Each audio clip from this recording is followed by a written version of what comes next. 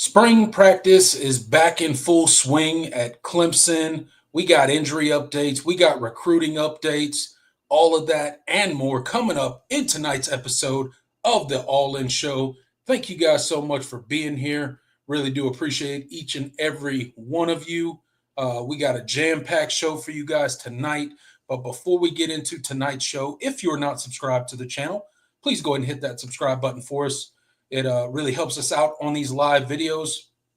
Also, if you're not, hit that like button, hit that subscribe button.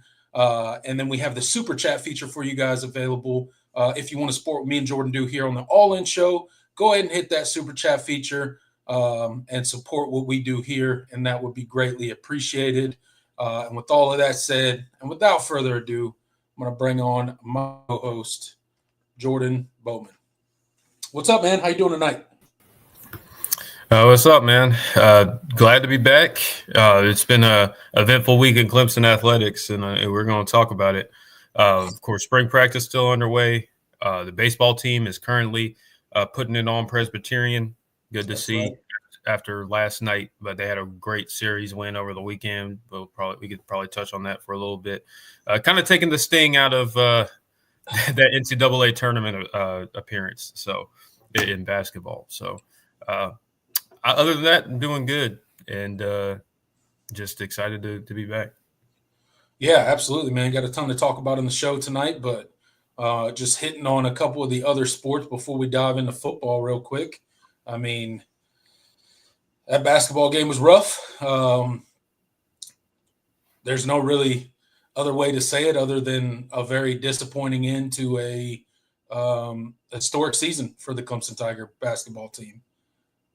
It started in the ACC tournament, just kind of went cold from the floor, went cold from three. The loss of Dylan Hunter, never really recovered from any of it, and just did not look like the same team that we saw play for majority of the season. So here's to rebuilding the roster and trying it again next year, I guess. Yeah, man. I mean, it's bad. That was a rough way to see those guys go out. You know, Chase Hunter, Ian Shefflin, especially, you know, those two have been, you know, cornerstones of Clemson basketball over the last few seasons.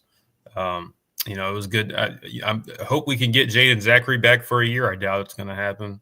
Right. But they're looking into it, I guess. So that would be great. You bring back Dylan Hunter, but other than that, you know, you've had quite a few players enter the portal. Dell Jones really sucked. That I was upset to see that. But you know, I've been keeping up with like the transfer portal and all of that, and Clemson has been in contact with quite a few high-profile guys. The kid from Valparaiso has gotten a lot of buzz recently. Very much an Ian Shefflin in an Ian Shefflin mold, so I think that should get people excited. This team has a lot of spots to fill, but if Brad Brownell has proven anything over the last, you know, really several years, because I mean, even pre NIL, you know, he was leveraging transfers better than anybody. You think of guys like Marquise Reed and Shelton Mitchell, Nick Honor. Like you can go down the list of guys that he's brought in. I mean, Joe Girard as of late, Jaden Zachary. Like he knows how to leverage the transfer portal as well as any coach, you know, in the country. So, and it's not even always the big high profile names. Like he went to Cincinnati and got a guy like Victor Locken, who, you know, not many people knew about until you brought him in and you saw what he brought to this team this season. I hated to see those guys go out like that, but I still feel really good about where Clemson basketball is. There are a lot of people, you know, got out their pitchforks, and all the fire Brad Brownell guys were coming out the woodworks after, you know, 2 years in hibernation. But I think the program's in a really good spot, and you know they have the backing for them to put together another, you know, strong team. I don't know if it's going to be, you know, 27 wins, you know, 18 wins in the ACC type of team, but I think, you know, I trust Brad to bring in players that could make this team right in the mix again in the ACC next year. So, but we'll have to see. There's nothing's a sure thing, and I can't discount the losses that you're going to have off of this year's team. Yeah, no, it's going to be a completely new team next year, in every sense of the words. So, but Brad Brownell has proven a very successful track record when it comes to pulling guys out of the portal. So I'm sure he will find the right pieces to give Clemson a chance next year to make a little bit of noise as well. You understand it from a fan standpoint of seeing how the team performed when it mattered the most and being angry about that. But, getting rid of the coach is definitely not going to happen. But I understand the anger because there's no reason that team should have went out the way that it did. And it's unfortunate that it did. But, turning the page to a little bit more success in Clemson sports. The baseball team just finished up a big weekend against Wake Forest, winning 2 out of 3 against a really good Wake Forest team. So, albeit, dropping a game yesterday against Coastal, but, bouncing right back today and taking care of business. So, baseball team is consistently climbing the ranks and looking like they're going to hopefully be able to make some noise and take a trip to Omaha this year, hopefully. Yeah, I mean they have the makings, man. The roster is they have the roster. The injuries in the pitching staff have definitely hurt. It sucks that you weren't able to get oh shoot, what's his name? Dane. I can't think of his name right now. The true freshman pitcher that they were really, really high on. So, you're still trying to figure out your Sunday pitching. It was, the Sunday game against Wake was rough, with Justin Legernick, who I think is really talented, but he does not know how to throw, finish, at bats and finish batters off. Right. And they're sticking to counts, and then with the team like Wake with the power that they have, it was just kind of too much. But then you bring in, well, I think they brought in Drew Titsworth, and I don't think he for the second time that weekend.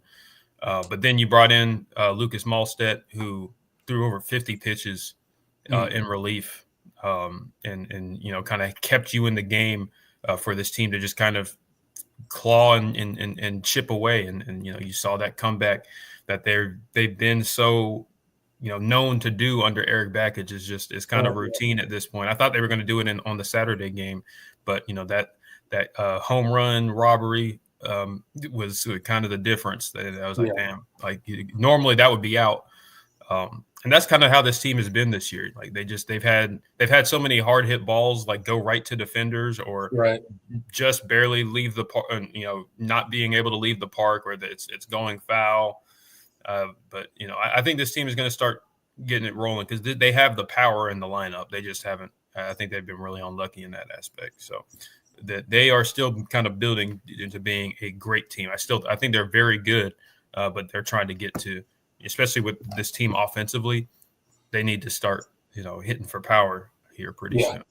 Yeah, definitely far less home runs this year than last year, but still time to, like you say, work into that final form of the baseball team that we hope they'll become postseason time. So shout out to the softball team as well. They've been, gradually getting a little better. Got thumped by South Carolina, unfortunately.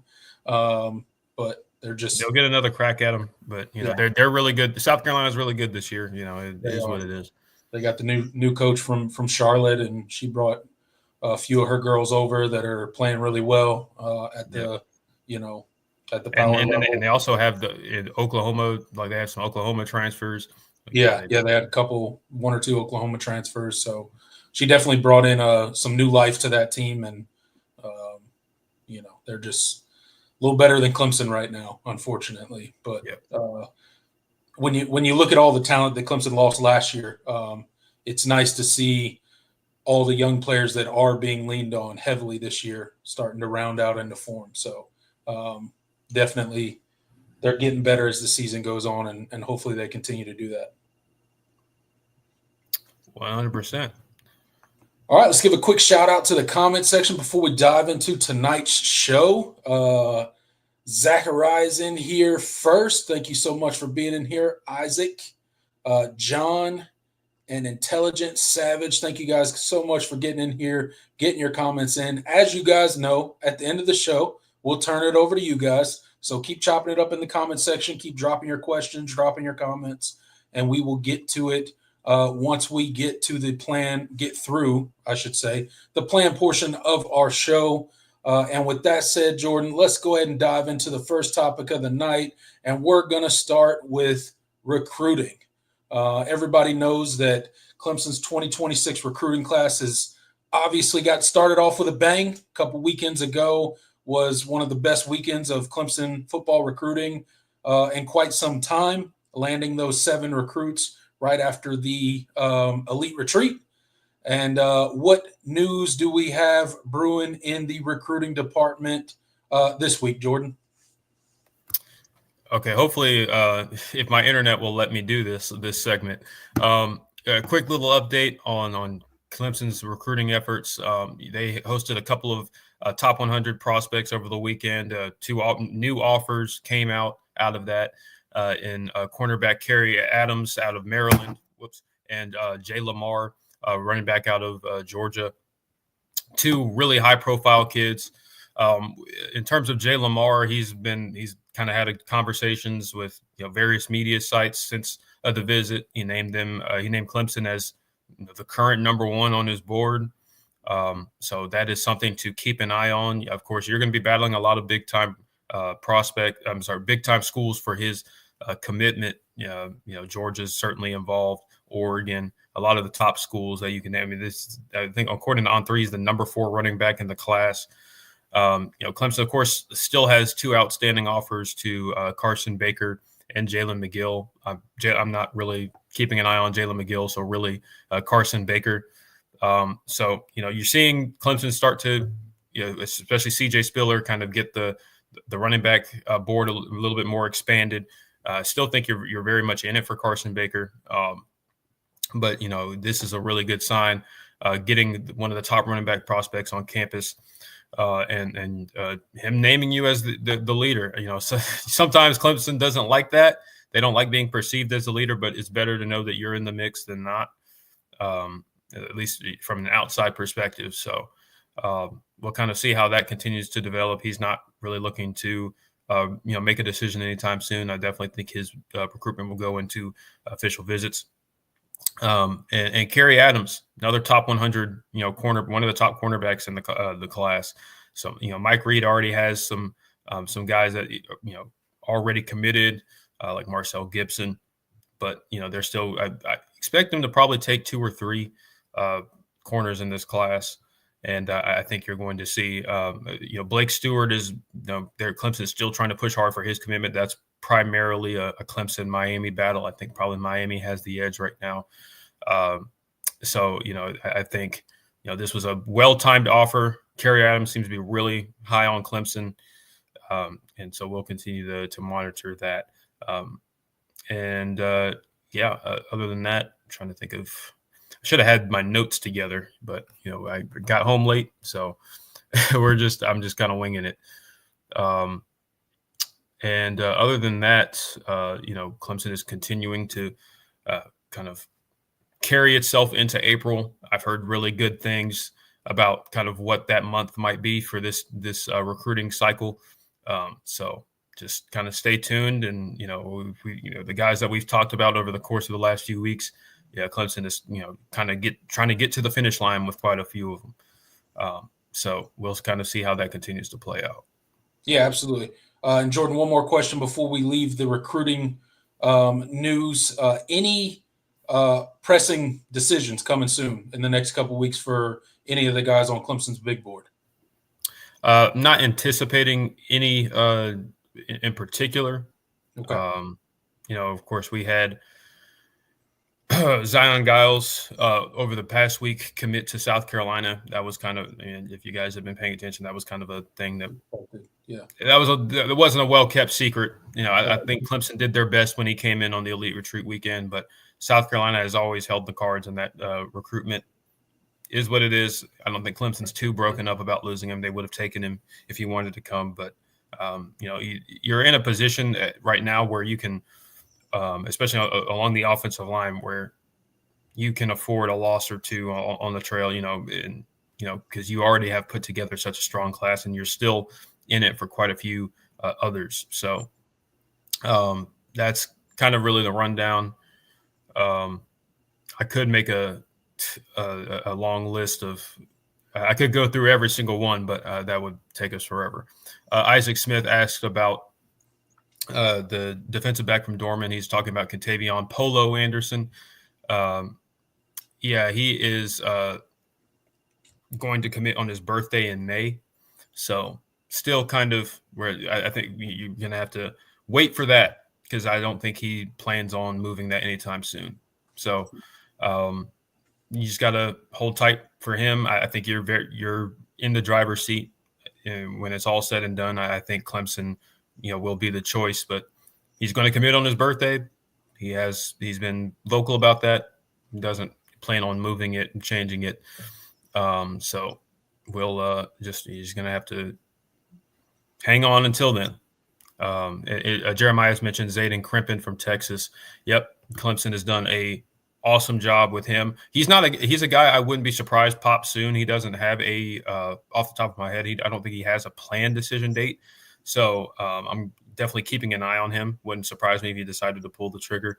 Clemson was very, very much he was very much impressed by Clemson, him and his family. There's a really, really strong culture fit there.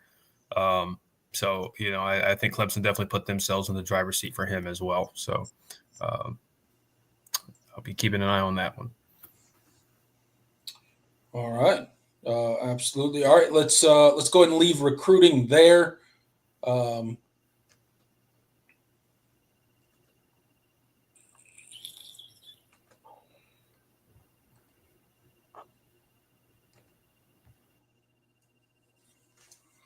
All right, get your business, product, service, or personal brand to the next level by partnering with the Voice of College Football. See what our partner, Win Agency, has to say about its sponsorship experience with us. Let's discuss how you can reach your target market. Contact us at sponsorships@vocfb.com today. So if you guys know anyone who would like to sponsor with the Voice of College Football or sponsor the All In Show right here with me and Jordan, reach out at sponsorships@vocfb.com and let us know. We'll be happy to partner with your guys' business. All right, Jordan, moving the show right along. Some people may remember this guy, but I feel like there's a large portion of college football and maybe even Clemson football fans that have forgotten a once highly touted receiver and with the name of Tyler Brown. Had a breakout freshman campaign for the Clemson Tigers that year where we were missing Antonio Williams for the entire season. He was kind of the go-to, the only bright spot in that room for that entire season, and really carried that wide receiver room on his back. And then you fast forward to the 2024 season last year, and much like Antonio Williams' sophomore season after a breakout freshman year, Tyler Brown's sophomore season was riddled with injury after injury, never really could get back onto the field, got sort of healthy towards the end of the year, but never was really ready to go. So now you turn the page to spring practice, and you're hearing a lot about Tyler Brown from the coaching staff. Dabo Swinney's talking about him. He mentioned just in his most recent interview today after the second scrimmage, that Clemson had, that on Monday he just absolutely eviscerated the defense. He just had himself a monster day, and he is coming back with a vengeance. He is motivated. and he looks better than ever. Jordan, just give me your thoughts on Tyler Brown and what the Clemson fan base should expect from him this year, because this is a completely different wide receiver room that he's basically walking back into after a season full of rehab and trying to get back to football. You got the addition of Bryant Wesco and TJ Moore. And then obviously Antonio Williams came back and had a monster season last year. So where does Tyler Brown fit in this group? And what should Clemson fans expect from him in the 2025 season? Yeah, I mean, the vibes are high, man. Like I think when we talk about Tyler Brown and within the context of this wide receiver room and kind of his place, I mean, it seems like just over the course of the offseason, he's kind of fallen by the wayside because of this past season, the depth of the wide receiver room in general was, much stronger than it was when he was a freshman. And I think just his inability to kind of stay healthy, this past year was just kind of a thing where he kind of fell in the back of the minds of Clemson fans. But I don't think people remember how good he was as a freshman. Especially as a summer enrollee, was not a guy that had been in the program, but he came in and was your go-to guy for a lot of 2023. I think just he's taken this time to get healthy and get right. I think, physically he's in a much better place. So he's continued to develop. And from what has been said about the practices and the scrimmages, he looks the part now. Not like he didn't before, but now He looks even more the part. So like, I feel like he's a guy we just haven't talked about him enough. And I think he's really going to have a central role in this wide receiver room. I don't think he's going to be the number one receiver or anything like that. Right. But I think he's going to have opportunities, I think, in a way that he got as a freshman, but more so because, all the attention from the defense isn't going to be on him. It felt like in 2023, there were games where he would have a big game, and then the next week, the opposing defense would try to take him away from the K Klubnik, and and kind of zero in and make sure that he didn't have a big impact and kill them. I mean, now you can't afford to do that. No. I mean, you have the wide receiver room where you have to account for all of these guys. Now it's going to be Antonio Williams and Bryant Wesco and TJ Moore getting all of the attention. And then you have guys like Tyler Brown, who is just as capable as those guys in a lot of ways. And, he's going to have, imagine okay, I know where Antonio Williams is. I've dedicated resources to make sure that he's taken out of the play. And then, oh, shoot, there's Tyler Brown, or, oh, shoot, there's Tristan Smith, who we've talked about a good bit. Who my confidence that he's going to be really good. It grows by the day from what's been said and what we've been hearing out of practice. He's just been he just looks the part, and he's going to be a pro. I'm just really excited because Tyler Brown is a guy that he's from Greenville. He was kind of under recruited out of high school.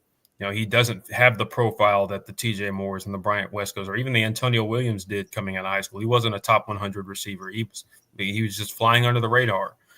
And he's just as good as any of the guys that I think are in this room, honestly. And I'm really excited to see him, kind of put all of that together and have a really strong year, because I think he's a guy that we've just kind of let fall into the back of our minds, who we could be looking at the end of the season, and maybe he's your third, fourth, leading receiver and one of your top options, because he's just that good. Absolutely. And I think he's going to get opportunities. And him and Cade did have a really strong rapport, and I think it can only be stronger with Cade in his third year as a starter, and Tyler in good shape and in the best shape that he's been since he's been here. So really excited for Tyler Brown. We need to be talking about him more. I think he's going to be in a position to be one of your top guys, statistically, potentially. So we'll see. Yeah, absolutely. Look, man, I am excited to see what Tyler Brown produces on the field in 2025 because I always mention Antonio Williams every time I talk about Tyler Brown because their their careers at Clemson to this point have been so similar. Breakout freshman years, can't get on the field sophomore year, not due to skill level or ability, but just due to being injured for an entire season, essentially. And if all these, if all the comments and statements about Tyler Brown are to be believed coming out about spring, he is in the similar mindset as Antonio Williams was heading into last season. And we know how that season ended up for Antonio Williams. Now, I'm not saying Tyler Brown's going to put up the exact same numbers or even similar numbers. There are a lot of people in this wide receiver room, and there's only one ball to go around. And I do realize that. But, and you hear this in college football all the time, but when football gets taken away from these guys for an extended period of time, it gives them kind of a new perspective and how fragile playing football really is and how quickly it can be over. And with a guy that is as skilled as Tyler Brown was as a freshman, knowing him in the program 3 years in now, man, I can't wait to see what he can produce, especially with all the other guys that are going to be on the field. You know, to your point, they can't just key on Tyler Brown because you got TJ Moore over there. You got Brian Wesco. You got Antonio Williams. You got Tyler Brown. You're going to have Tristan Smith. You're going to have Cole Turner. You're going to have all these guys rotating in and out on the field, and you cannot just key in on him. So I'm excited to see. It sounds like he's got a renewed intensity, just locked in 100% into being the best version of himself in 2025. And that's going to pay huge dividends because I don't know if people remember, but they should go back and look at some Tyler Brown highlights if they've forgotten how electric that guy is with the ball in his hands. Man, that Syracuse game, that Florida State, he was so good, man. Yeah. So exciting things, I think, to come in 2025 for Tyler Brown. Couldn't be more happy for him. I hope that he has a healthy season and can stay on the field because that will be a huge win for this offense. And that's just another weapon for Cade Klubnik to use to exploit defenses throughout the 2025 season. So shout out to Tyler Brown and wish him the absolute best as he comes for his breakout season number 2 or his bounce back season after a season of injuries. All right, guys, make sure you're checking out Clemson Live on all your favorite audio streaming platforms, Apple, Spotify, Amazon, wherever you get your podcasts, wherever you listen to your long-form content, go check it out. It's Clemson Live. Search Clemson Live on any of those audio platforms and check us out, whether you're on a long drive, whether you're working out in the gym, whether you're on a walk, whenever you like to listen to your podcast. I encourage you guys to check out me and Jordan's long form content. Search Clemson Live on all your audio streaming platforms. Give us a rate, review, subscribe over there, and that would be greatly appreciated. All right, Jordan, keeping with the spring theme. Not last time we heard from Dabo, but when we heard from Dabo prior to the spring break that the Clemson football team just got done with, now we're back into full swing of spring practice. He had some tough words for the defensive back group.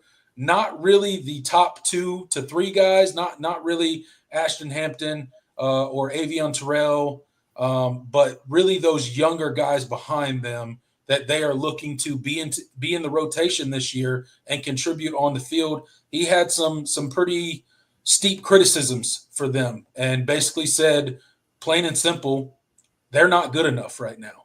And thank God we don't play a game in spring because they're not ready. is essentially Dabo Swinney's sentiment on the defensive backs prior to the spring break. Now we're back in the full swing of spring practice. We've had our second scrimmage of spring practice already. So, Jordan, what are we hearing about the defensive backs so far in spring practice? Yeah, it's definitely a mixed bag. That's for sure. I do think they are doing their best, and you always have to take into account this is a really, really strong Clemson wide receiver room, Yes. as good as it's been in quite some time. So you always have to grade on a curve in some ways, but this is a team that expects to compete for national championships, and Mm-hmm. you're not. This is Clemson's receivers aren't the only good group of receivers you're going to see, Right. especially if you get into a playoff setting. Yeah. So it's going to be important for these guys. The corners definitely have the farthest to go. I think safety, has come along nicely. Dabo's been really complimentary of guys like Ronan Hannafin. Kylan Griffin, who unfortunately is now out for the spring, actually had a really strong. He said he had a very good spring. I think you're continuing to see those battles shake out, because this is the group that I think needs to take the biggest jump. From now until the fall, because you need to be good on the back end. I mean, this Clemson defensive line, if is going to be formidable, but you still have to be strong on the back end. I think you have the pieces to do that, but now it's just kind of a question. But I really do think that Ronan Hannafin is a guy we're going to see a lot. He just a name that keeps coming up. He has progressed from his transition last season from receiver to safety, and I think you're going to see him a lot. I still have a lot of high belief in Ricardo Jones. I think those two are probably the guys I'm looking to the most to see from the most. And kind of see how you develop the depth behind those guys, because it's not a lot of proven talent. That's for sure. When you get deeper into that group, and it's like I said, it's going to be imperative that they take that jump. We don't have the depth to be able to just roll this guy in, and okay, he's not good. Just roll another guy in, and he'll be fine, and we'll figure it out. Like, these guys collectively as a group are going to have to take that next step. And I think Mike Reed and Mickey Kahn are continuing to drive that point home, and especially Dabo and Tom Allen. I think they've been really about their business, and it's about competition, and going up against this wide receiver room. I think it's going to be the perfect way to get these guys ready, and I think that's going to be ultimately going to pay dividends. So I'm not ready to sound like the alarm and think, oh gosh, these DBs are going to be bad this year, but it's definitely something to keep.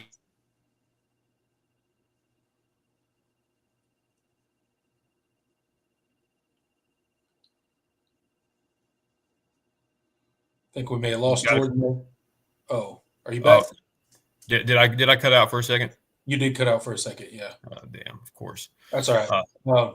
But this DB group, look, I don't, much like you, I don't think there's any reason to sound the alarm bells or start to panic. Again, this is spring. This is stuff that you expect to hear in spring practice, especially when you consider that you just hired a brand new defensive coordinator. He's bringing in an entire new scheme. Yes, are all the position coaches the same? Yes. But it's a completely new scheme. He's asking them to do probably different things that Wes Goodwin did not ask them to do. He's asking them to play a little bit differently. They're learning new calls. They're learning a new playbook.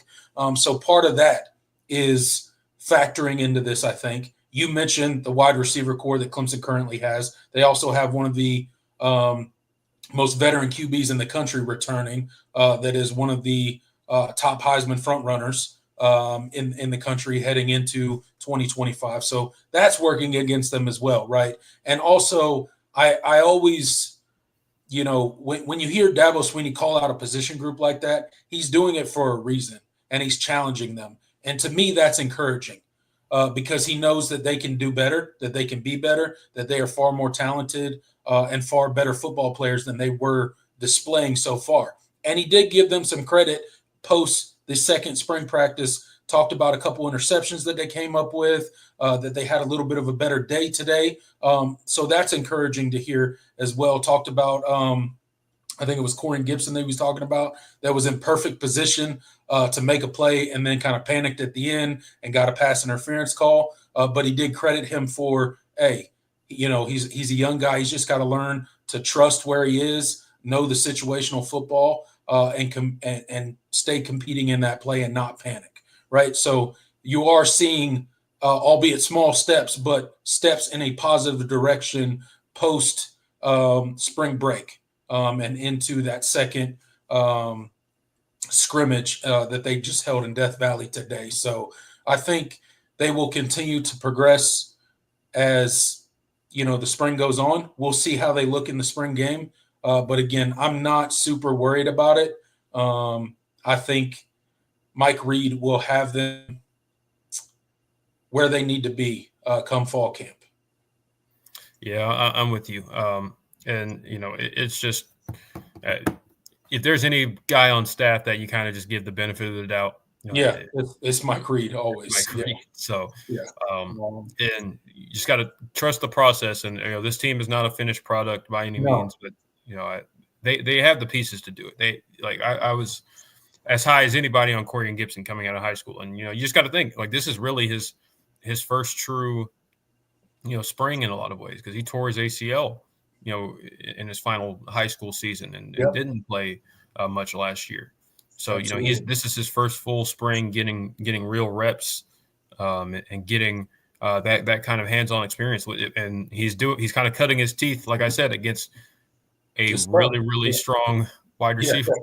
There ain't no plays off out there for him to get. So which is good. They're getting challenged by a really deep and skilled wide receiver room, and that's exactly what those young DBs need to grow and progress and get to where they need to be come fall camp and ultimately the start of the 2025 season, where we will need these guys to step up and perform.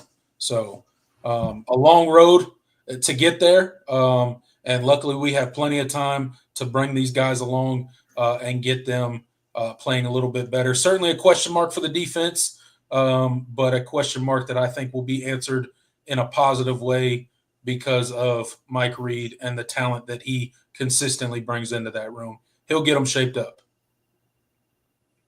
100%. All right, guys, we are doing a social media campaign when it comes to the Voice of College Football right now.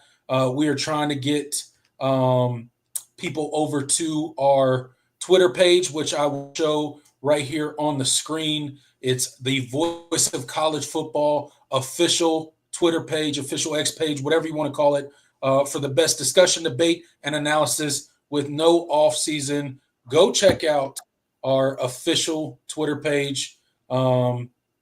It's where they'll put out all the stuff.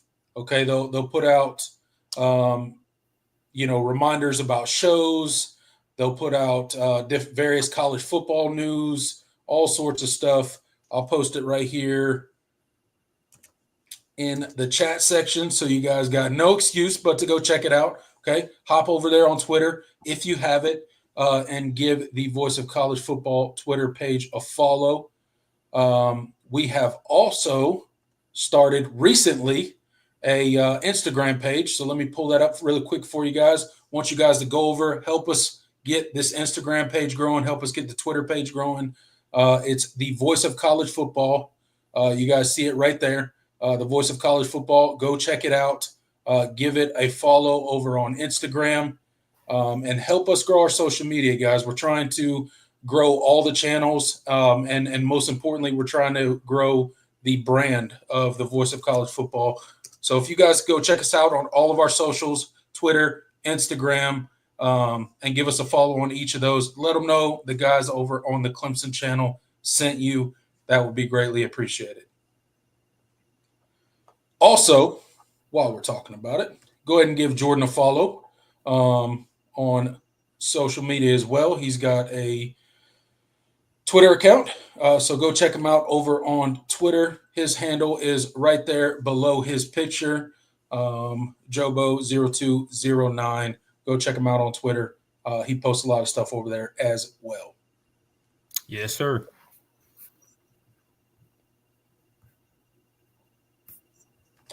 All right, moving right along in tonight's show, we got a spring update, and we're just going to generally talk about kind of Dabo's comments and where we're at so far this spring. We just finished our second scrimmage today, Jordan. Dabo talked to the media for about 30 minutes after, talked about Cade Klubnik. They asked, one of the reporters asked how Cade Klubnik was doing. He was like, he's fine, don't worry. I say one negative thing about him, and everybody freaks out. Basically just saying that, anytime he gets an opportunity to coach a veteran guy hard and really dig into him as a coach, get after him, he's going to take that opportunity every time because Cade Klubnik doesn't give him a lot of those opportunities. But he said Cade Klubnik did really well today, 5 of 7 passing, I believe. They asked about Chris Vizina and how he's progressing this spring. And Dabo said it's, he's doing a lot of good, but he's leaving some plays out there on the field that they want to see him do, but did have a really nice touchdown pass in the red zone today. So it sounds like he's progressing well. One of the guys that I've heard a lot of the players and coaches talk about, Jordan, is Tristan Smith. And when they talk about him, we heard from Garrett Riley earlier in the week, and he talked about his range and just – he's a big-bodied receiver. He's long, and he plays big, right? Dabo talked about it today. Garrett Riley talked about it earlier in the week about how not every big, long, wide receiver uses their size in that way. But basically, Garrett Riley told his quarterbacks that if you miss Tristan Smith, then I don't know what to tell you. There's something wrong with you because he can absolutely go up and get the ball. His range is gigantic and unbelievable. So those were a few guys that kind of got pointed out throughout the interviews. You heard from the running backs a little earlier in the week as well. You heard from Easy E. He's really itching to contribute to this team in a big way this year. Adam Randall just, looks like the consummate professional. He's just calm, cool, collected. He's like, I got it. He's like, I'm used to running with the ball in my hand, so I'm figuring it out. So, but what are your thoughts overall, just on everything we've heard to this point from spring practice? Where does this team currently sit, and what would you like to see come the spring game on April 5th? Yeah, just a lot of positives from this past scrimmage. You hit on a couple of them. Another guy that has just continued to impress, a true freshman, is none other than Braden Jacobs. Due to some injuries, he had to. He started with the first team, I believe, today, and he held his own, and he actually, he had to go up against T.J. Parker, for his first, or some of his earliest reps, but he really settled in from what was reported and. Had a really, really nice scrimmage. So that's really good to see because, he's a guy that could potentially help you in a spot, down the road. It'd be nice if you could, hold him off and, not have to burn his red shirt. But he's a guy that came in and we told you guys when he signed, he's a guy that would not surprise us if he came in and he was ready to play right away because he's just one of those rare guys that comes in and the NFL pedigree certainly helps. His dad, being a former NFL player, and he's just further along than most freshman tackles. And Clemson has just kind of had their run of guys like that. You think of Blake Miller, Jackson Carman before him, guys that just came in and they were ready to go right away and ready to start. Those guys are rare at tackle, but Braden he's built for it. So excited to see him. Amari Adams impressed in the screen. He looks the part very much so at defensive tackle. He might You might not be able to keep him off the field this year. We've talked about this defensive line and the depth that they have. I don't know. I don't know if you can redshirt Amari Adams this year. It seems less and less likely. He's that good. So wanted to mention him. I heard that Marcus Dixon, converted tight end to defensive end, had a sack today. There you go. Yeah, so pretty good to see that. You mentioned Adam Randall. I've been very much so on the Gideon Davidson train, but Adam Randall looks really good too. Like I don't think it's going to be a situation where Gideon is just going to come in and he's going to be that guy, the primary back right away. I think you're going to see a lot of Adam Randall too. He's taken on this role from what's been reported, and he's really made the most of it, and he looks the part. He's a tough guy to handle at that size, man. It's just Right. you don't get too many guys, with his build, just running the ball like that, and you kind of saw it in the you kind of saw it in the Texas game, that burst that he has, the contact balance.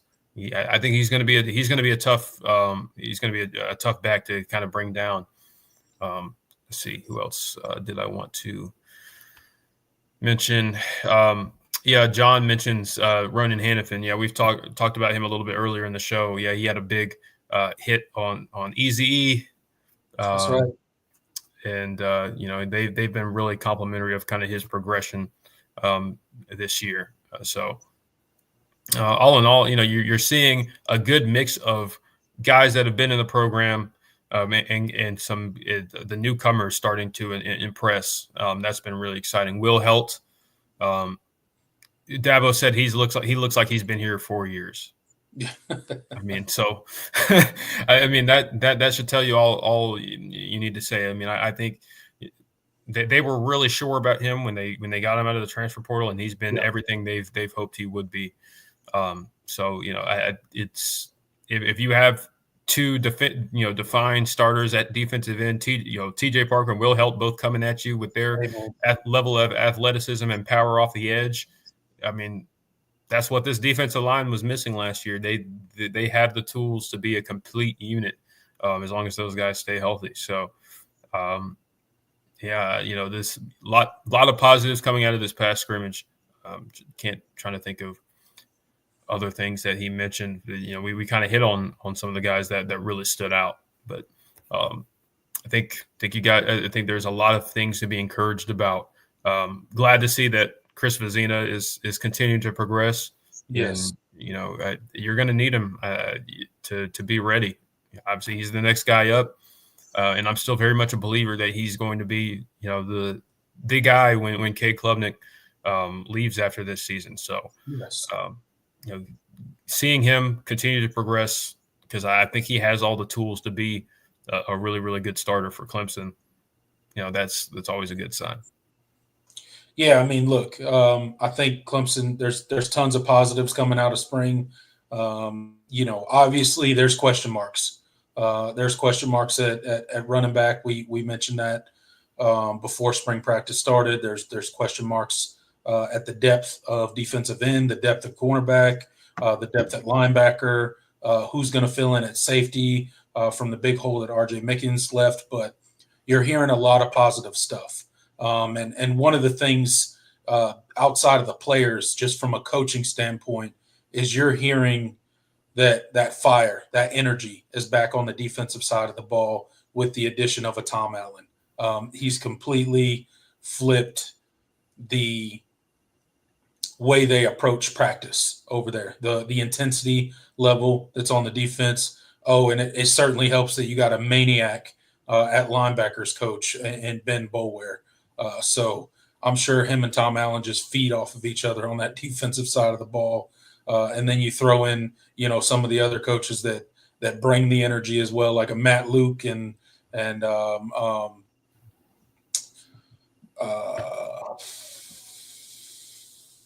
Nick Eason. There you go.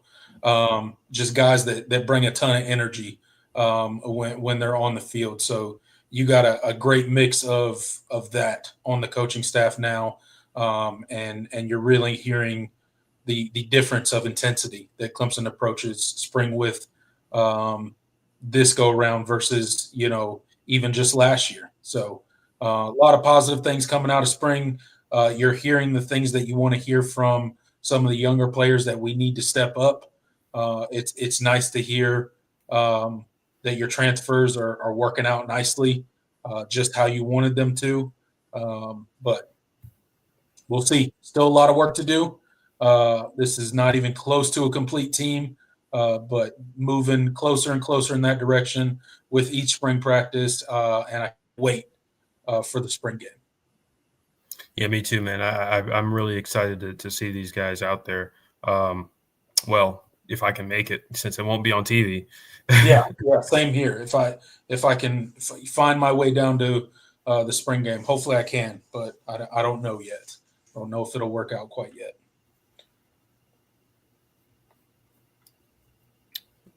Let's see. Oh, go ahead. Oh, never mind. All right. I was going to respond to something. We'll wait. All right, guys, make sure you're checking out Mark Rogers' book release. Excuse me, I did not pull it up. Go check it out over on Amazon, guys. We'll move right along to the next segment. All right, Jordan, spring practice is in full swing. And as we all know, every single spring, that does not come without that pesky old injury bug that always creeps up every single spring and just nicks a player here and nicks a player there and so on and so forth. And obviously, that's happened to Clemson yet again this season, like it does every other spring season. But a couple noteworthy newer injuries, I guess we could point out. Tristan Lee, excuse me, was seen scooting around the sidelines on a scooter. Dabo was asked about it in his post scrimmage press conference today. Said he had a procedure done. I'm assuming that's a new procedure. I know he had a procedure earlier on. I don't know if they had to go in there and clean something up or he re-aggravated something. Not really sure. He was participating in most things, just not live drills earlier in spring practice, but obviously had to have some other procedure done. He didn't really specify what that procedure was, but he's rolling around on the good old scooter. So not really worried about that too terribly much. We know what he can do on the field. The reps that he's missing next spring, I don't think are going to be a detriment to him at all. We just need him to be healthy come fall camp and the regular season. So, but Jarvis Green, running back room, we talked about how running back room is such a question mark for this Clemson Tiger team. And this pecking order is really going to get worked out in spring and then again in fall camp. And unfortunately for Jarvis Green, he was, seen in a boot on the sideline this week and not doing any football stuff now. So that really kind of hampers his ability to show what he can do and kind of solidify himself in that pecking order, that depth chart that will be that running back room come fall camp. So those are two kind of the newer injuries. Anything else you're hearing on the injury front or any impacts that you think will happen because of the injuries I just mentioned? Yeah, you talk about Tristan Lee. I think, he's going to be fine. Definitely probably going to keep him out for the remainder of spring. He's not going to play in spring again. Yeah. No way. Yeah. But I think that it does present a good opportunity. I mean, we've talked about this. We've talked about this opportunity for the young guys and the depth on this offensive line. You mentioned the guys like Elijah Thurman who came in and played left tackle for you. Who's obviously recovering from his injury during the year. But Braden Jacobs coming in as a true freshman and stepping in and playing a really significant role potentially. You're going to have guys that are going to get banged up throughout the year. I mean, so this is an opportunity for the guys we don't talk about enough, a bunch, and the guys the newcomers. I already mentioned Braden Jacobs, but even the guys that have been in the program that have not taken that starting role yet, like a Colin Right. Sadler. Yep. You're going to see those guys start to get into the mix a lot more, and it really is all about building depth. This is the best shape I think the Clemson offensive line has been in a long time. Yeah. I think they feel really good. I think they feel like they could start 8 or 9 of these guys and be okay.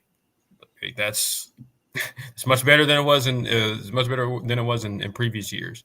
Absolutely. And even more guys that I think as the spring goes along and as we get into fall, they'll start to come into their own as well. But yeah, if there's one thing I'm not necessarily worried about is tackle, just because you were in such a good spot there. Yeah. You have a lot of guys that can play, and you'll be fine there. Continuing to see how the interior offensive line battle kind of shakes out. You're obviously replacing Marcus Tate, but it's kind of gotten to the point. I think I don't know if it was Isaac or David. I saw them mention it in the comments, but Matt Luke has coached up this line so well that I don't even really think about them. Like, yeah, that's a good problem to have. That's a very good problem. That's a very good problem.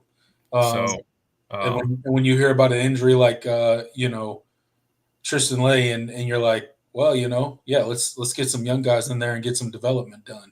That's when you've recruited well, and you have a really good coach there that's putting these guys in the best position to win ball games. So it's a good thing to have.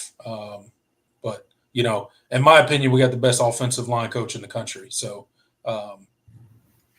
I believe he'll have 10, 11 of those guys ready to play if they absolutely need to come fall. Yeah, absolutely. And then I hate it for Jarvis Green because he's a guy that just hasn't gotten a ton of opportunities since he's been at Clemson. He's kind of been an underdog in that room because he wasn't the highly recruited. I mean, he was really productive in high school at Dutch Fork. One of the put up crazy numbers, but was kind of wasn't highly recruited because some of the athletic limitations. But you saw him get into a playoff game and catch a touchdown pass, and you're like, okay, you might have something there. Right. But now he's done for the spring. That sucks because you're already working without Jay Haynes. Yeah. So your running back room, the running back picture is getting really tight. You're looking at Adam Randall and Gideon Davidson. Obviously, seem to be the front runners. You still have Keith Adams Jr. in the mix, but you don't really have. And of course, David Azumame is continuing to kind of work his way up and try to break into that rotation as well. So I think you're starting to see a pecking order start to show itself, but not necessarily in the way that you wanted because of injuries. Right. So that's the one thing I'm hoping is no more injuries in that group because we need these guys to be getting reps because you can't have a situation like you had last year. You just where you're running film off into the ground and he's becoming less and less effective. I mean you have a problem. You have a problem with running back depth when it's very clear that Phil Maffa is probably 30% of the back that he is normally, and he's still your best option to run out there. Yeah. That's when you're in a bad way as far as your depth. And those guys really have to, take a huge step. And it sounds like, there's a couple guys that are stepping up a little bit. Obviously, Adam Randall, he's probably going to be that guy that runs out there first. I mean, you hear the media members talk about him, and he just looks like so big out there at the running back position. Like he's just towering over all the other running backs. But it sounds like he's picking it up really well. and it sounds like that he's probably going to be the guy that's first on the depth chart, at least entering the season, I would assume. But who's going to be behind him, and that's the huge question. Is Eze going to step up and take that? Is Gideon Davison gonna step up and take that second running back role? And then how quickly can these guys get back from injury? How quickly can a Jarvis Green get back? How quickly can when are we going to see Jay Haynes? When is he going to be truly ready after that torn ACL? Probably going to be a while. So really need these guys to step up. Definitely can't afford any more injuries in that room because development is key, and they're not going to develop without a lot of reps. And pass pro and blitz pickup and all the other stuff that they have to do that's other than just grabbing the ball and running takes a lot of reps to develop a comfort level that you need to go out there and play with. So definitely a big question mark. As we knew coming into spring. Yep. It's a work in progress. That's for sure. Building that depth. You feel like you have two, real options that are going to be really good when the season rolls around, but behind them, I don't know. Yeah. I don't know. We don't know. We do not know. Make sure you guys are liking this video. This is a live video, so the likes really do help us out. I see we got 34 people in the live chat right now. Thank you guys so much for being here, hanging out with me and Jordan here on the All In Show. Share this video with all your college football friends, family, anybody that likes to consume college football content. Share our channel with them. Share our videos with them. We also put up videos throughout the week as well, other than our weekly live show, 8 p.m. on Wednesdays. And then if you're not subscribed, please go ahead and hit that subscribe button. You do not have to be a Clemson fan to hang out with us, but hit that subscribe button. And if you think you're subscribed and you're not, you may not be. So please go ahead and check. Me and Jordan were checking out the analytics last week or a week or two ago, and it was something like 60% of the people watching were not subscribed to the channel, or repeat viewers. 60% of our repeat viewers were not subscribed. So if that's you, I appreciate you watching the videos, but go ahead and hit that subscribe button for us. Get us to that 6,000 subscriber mark, and that will be greatly appreciated. It's free. It's free. It's free. I promise. They will not charge you anything. I will not bother you. You'll just, be subscribed to the channel and see our videos in your feed, hopefully.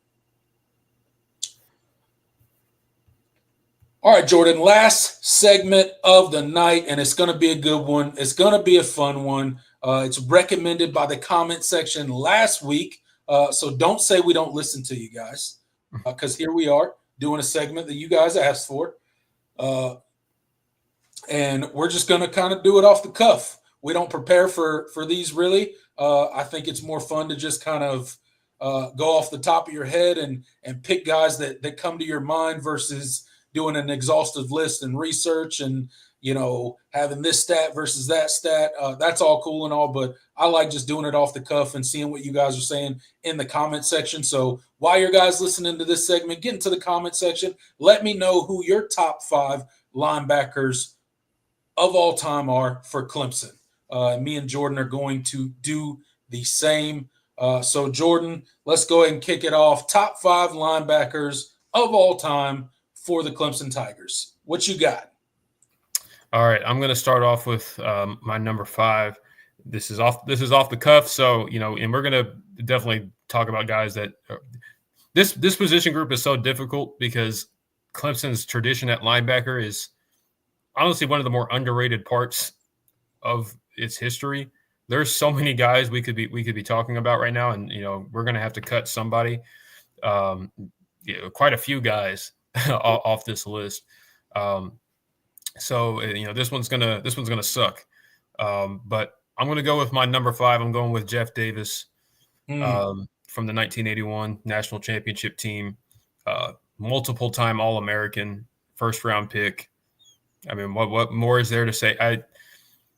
I don't think you can have a top 5 without Jeff Davis. Didn't get the pleasure of watching him play, but he's one of the fiercest players just in Clemson history. Just with everything you heard from people that his teammates, fans that watched him play, alumni that I've talked to, he's easily. I probably might have him too low for some people's liking, but hey, it is what it is. I didn't get to watch him play, but I got to show respect to to one of the most important players in Clemson history, and was the anchor of that 1981 championship defense. They were nasty, and he was he was the centerpiece. Jeff Davis definitely has to be on there. I'm going to pull a guy out. I didn't really do a particular order, but I'll just throw some names out here. Levon Kirkland, did a podcast on here for a little while, and currently on staff. But Ring of Honor inductee. I mean, just a Clemson legend through and through. Clemson guy, loves Clemson football, talks about it all the time. Won a couple ACC championships. Finished his career with 273 tackles, 19 sacks, and 40 tackles for loss. An amazing career that he had. And like I said, inducted into the Clemson Ring of Honor. It doesn't get much better than that. And that's pretty special. He's a special guy to the program, and he's now on Clemson staff. So shout out to Levon Kirkland. That's a great pick. And you're probably going to have some people mad that he's not higher. That's the fun part about this. Like, there's going to be a lot of guys that we're talking about, like, ooh, maybe we should have him higher, or maybe we should have this guy higher. But number 4, I'm going to go with Ben Boulware. I'm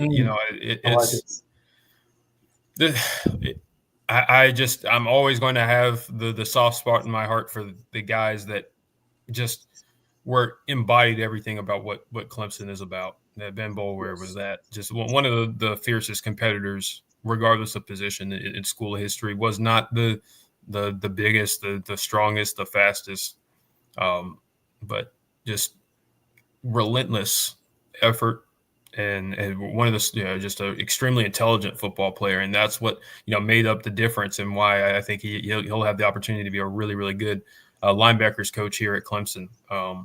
But just never forget that speech after that first national championship. Where he thanked everything, all the guys that came before him. He's just a leader, and I don't think you can tell the story of Clemson's rise to national prominence without talking about Ben Boulware. So I think he's got to be in the top 5. Yeah, no, I think he's certainly got to be in your top 5 for sure. No doubt about that. For all the reasons that you said, I mean, Ben Boulware is one of my favorite Clemson players ever, just because of the intensity that obviously he approaches the game at. Suplexing players on the field. You mentioned his great speeches. I always think about the Hurricane game with Notre Dame, that last second stop that he said wasn't even really him that did it, but he just gets credit for it because of the antics that he did after the play. He's a guy that knew he wanted to come to Clemson, and nothing was going to stop him from coming to Clemson and being successful. And that is just kind of, he's got to be up there for me for that. And then obviously to be a part of that first national championship of the Dabo Swinney era, the second overall in program history. But Ben Boulware's definitely got to be up there. So he's definitely on my list. Well, let's see, somebody who you haven't said that's on my list. Let's see who I got. I'm gonna go Keith Adams. Keith Adams. Great linebacker, 1998 to 2000. He was a finalist for the Butkus Award. Had a good pro career as well. 2-time All-American, just great great Clemson linebacker. One of the names that you just think about when you think about Clemson linebackers. So Keith Adams is up there for me as well. That's a great pick. Okay, so my number 3, man, this is tough. You already hit on Levon Kirkland, so I'm gonna have to. I'm gonna keep him off because he was going to be my number 3, but I gotta. This is gonna end up being a top 10 according to me and Jordan. Yeah, that's kind of what this is turning into because it just doesn't feel right to leave this many guys off and have repeats. So here we'll do this. We're gonna combine me and Jordan's top 5 by just not repeating players Okay, that we've already said. That's a lot more fun. That way, more guys get more love. So okay, so my number 3, I'm gonna go with. Man, this is tough. I'm gonna go with Anthony Simmons, and that might actually be kind of low, but because he was like a unanimous All-American multiple years. Like you could honestly make an argument he's the best in school history, but like I said, I'm going to have bias towards the guys that I watch play. We've had Simmons. The last name Simmons, when it comes to Clemson linebackers, there's going to be a trend here. Don't worry about it. I'm going to talk about the other one. Okay, good. And then I might have to mention another one too. So that's tough. But no, I got to go with Anthony Simmons. I think he's a 3-time All-American, 3-year AP All-American. Yeah, that's 3 years in a row. 486 tackles, 52 tackles for loss. Absolute dog. Yeah, absolute dog. Cannot tell the story about Clemson linebackers without mentioning Anthony Simmons. And he kind of came towards the end of the Danny Ford era. Yeah. Honestly, he would have been. What years was he? 95 to 97. Oh yeah, 95 to 90. Okay, dang, yeah, way after Danny Ford. That was that's Tommy West. Yep, Tommy West. Yeah. Yeah, so he's kind of had the Brian Dawkins career, like great player on pretty mediocre teams. Right. Anthony Simmons though, phenomenal. You hear great stories about what he was on the field. Just one of the best athletes in school history. Guy could do it all.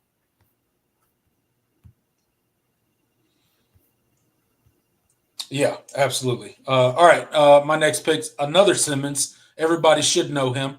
He played pretty recently for the Clemson Tigers. Isaiah Simmons, 2017 to 2019, obviously winning the Buckus Award in 2019.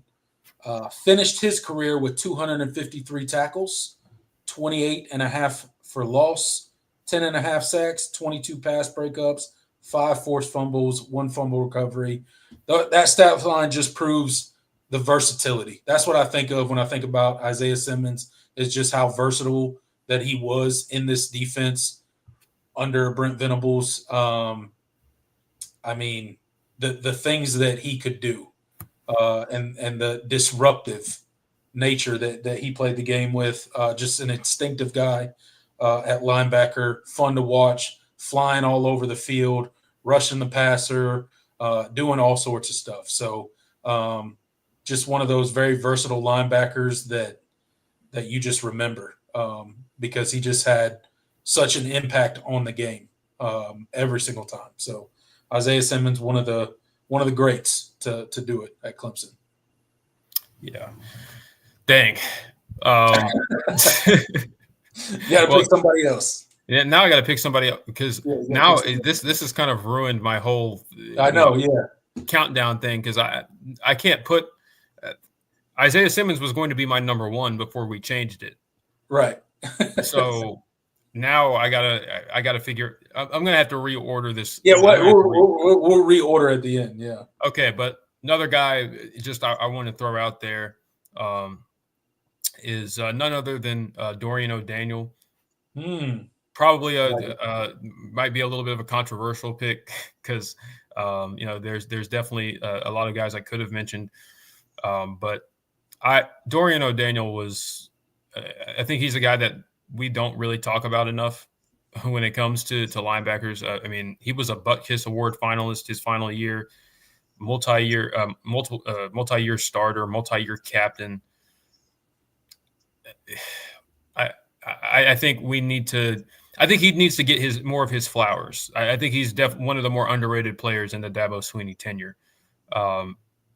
And I wish his NFL career worked out better than it did. But he won a Super Bowl. I'm pretty sure he did. He won a Super Yeah. Bowl with the Chiefs. Yeah. So, but this is a Clemson list, so it doesn't really matter. But Dorian, he's one of my personal favorites. So I got to throw him out there. He's not my number one of all time, but because obviously I'm throwing the order out the window at this point. But I had to show a lot of love to Dorian because one of the best players on those championship teams. So shout out to him.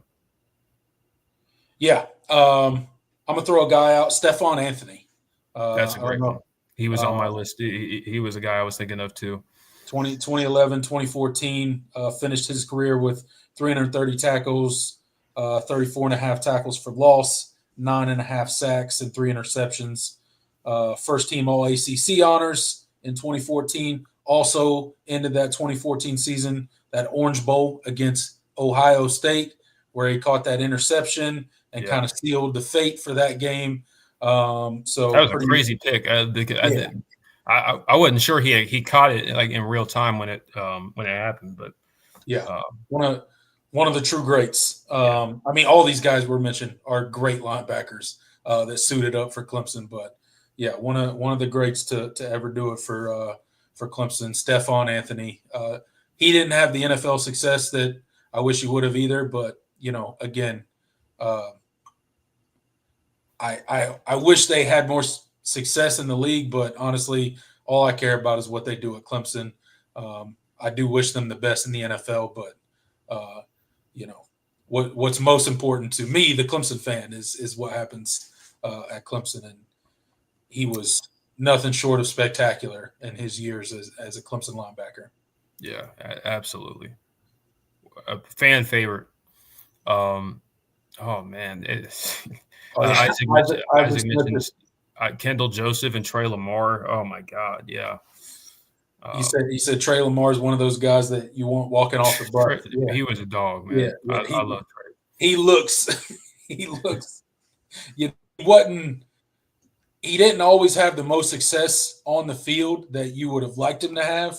Yeah. But walking off the bus, man, that dude would terrify people. Yeah. He was massive. Yeah. Oh, he was massive, dude. Kendall Joseph, another good one, man. Kendall Joseph was a really, really solid linebacker for Clemson.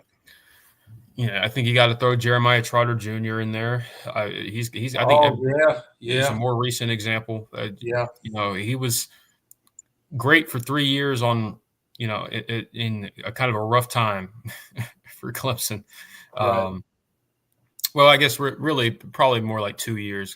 For his freshman year, he didn't play a ton, but he was a guy that undersized. Wasn't the most athletically gifted, but one of the smartest football players that Clemson has had, and that's why he was successful. And I think he's an All-American his junior year. I think you got to throw him in there. And we didn't even mention the third Simmons, Wayne Simmons. To show love to another. He was Danny Ford, the late Danny Ford, early Ken Hatfield years. I'm pretty sure. Another multi-year All-American. Clemson and the Clemson linebackers with the last name Simmons. I think that kind of just needs to be the formula. Just find whoever his last name is Simmons and get whoever Simmons is, just recruit that guy at linebacker. Don't even worry about it. It'd be great. He was 1989 to 1992. Yep. I believe he was wasn't he I believe he was a first round pick coming out.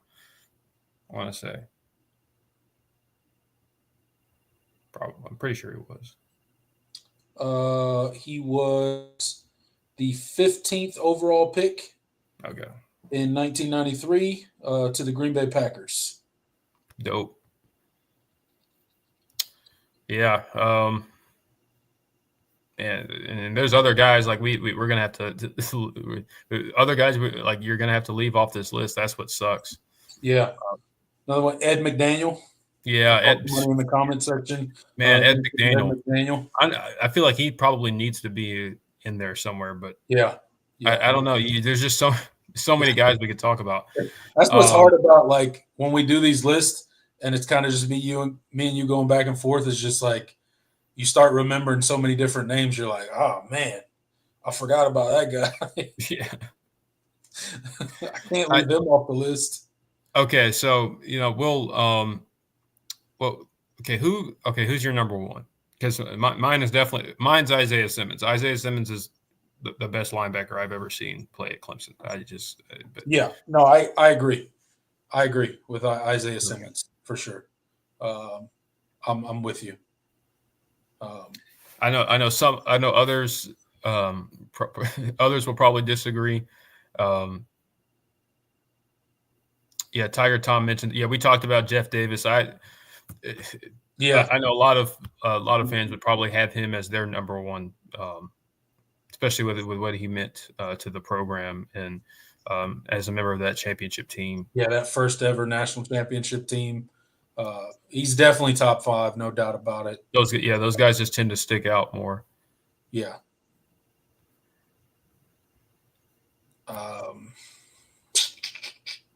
See, 2. Who's 2? I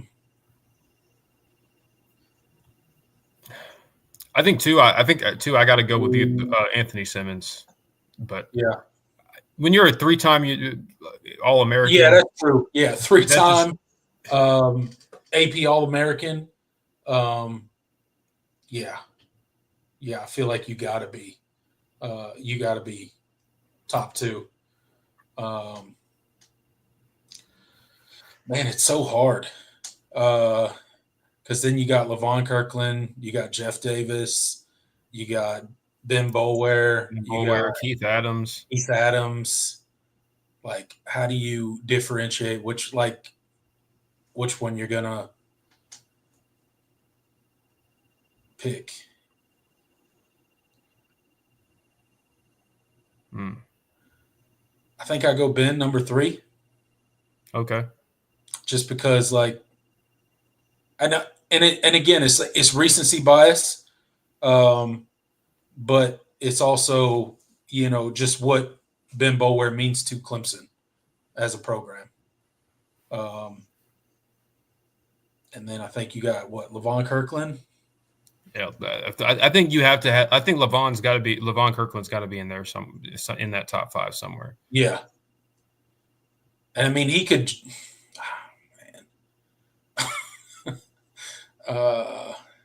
Yeah, Levon Kirkland. So you got Isaiah Simmons, Anthony. Yeah, Anthony Simmons. You went Ben Boulware. I'm going to go Jeff Davis at 3. Jeff Davis. I'm I just feel like you can't have Jeff Davis lower than 3. So there you go. Isaiah Simmons, Anthony Simmons, Jeff Davis, Ben Boulware, Levon Kirkland. Top 5. I think that's a pretty comprehensive top 5. Showing love to the old guys, and then showing love to some of the new blood at Clemson as well. So it means you have to cut some guys. Sorry. You got to cut. And look, there's no easy way to do it. Like, there's plenty of dudes on that list that you could make legitimate arguments to be top 5, but we got to narrow it down somehow. So Isaiah Simmons, Anthony Simmons, Jeff Davis, Ben Boulware, Levon Kirkland. There you go. There's your top 5. Yeah. I think that's pretty good. Yeah, I know. I see Wayne Simmons. I know. Yeah, we mentioned Wayne Simmons too. Yeah. That's tough. We only got 5 spots. But I think we had to give some slant, because honestly, if we were just talking like talent, like grading them solely off of like talent, it might look a little bit different. But you have to grade them on kind of what they meant to the program, Yeah. the impact, kind of their lasting impression on fans. I think these are the most. I think those 5 are probably.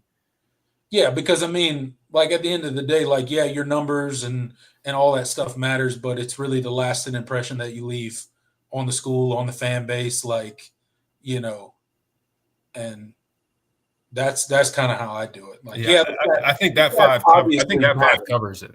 Yeah, the stats obviously matter, but Yeah.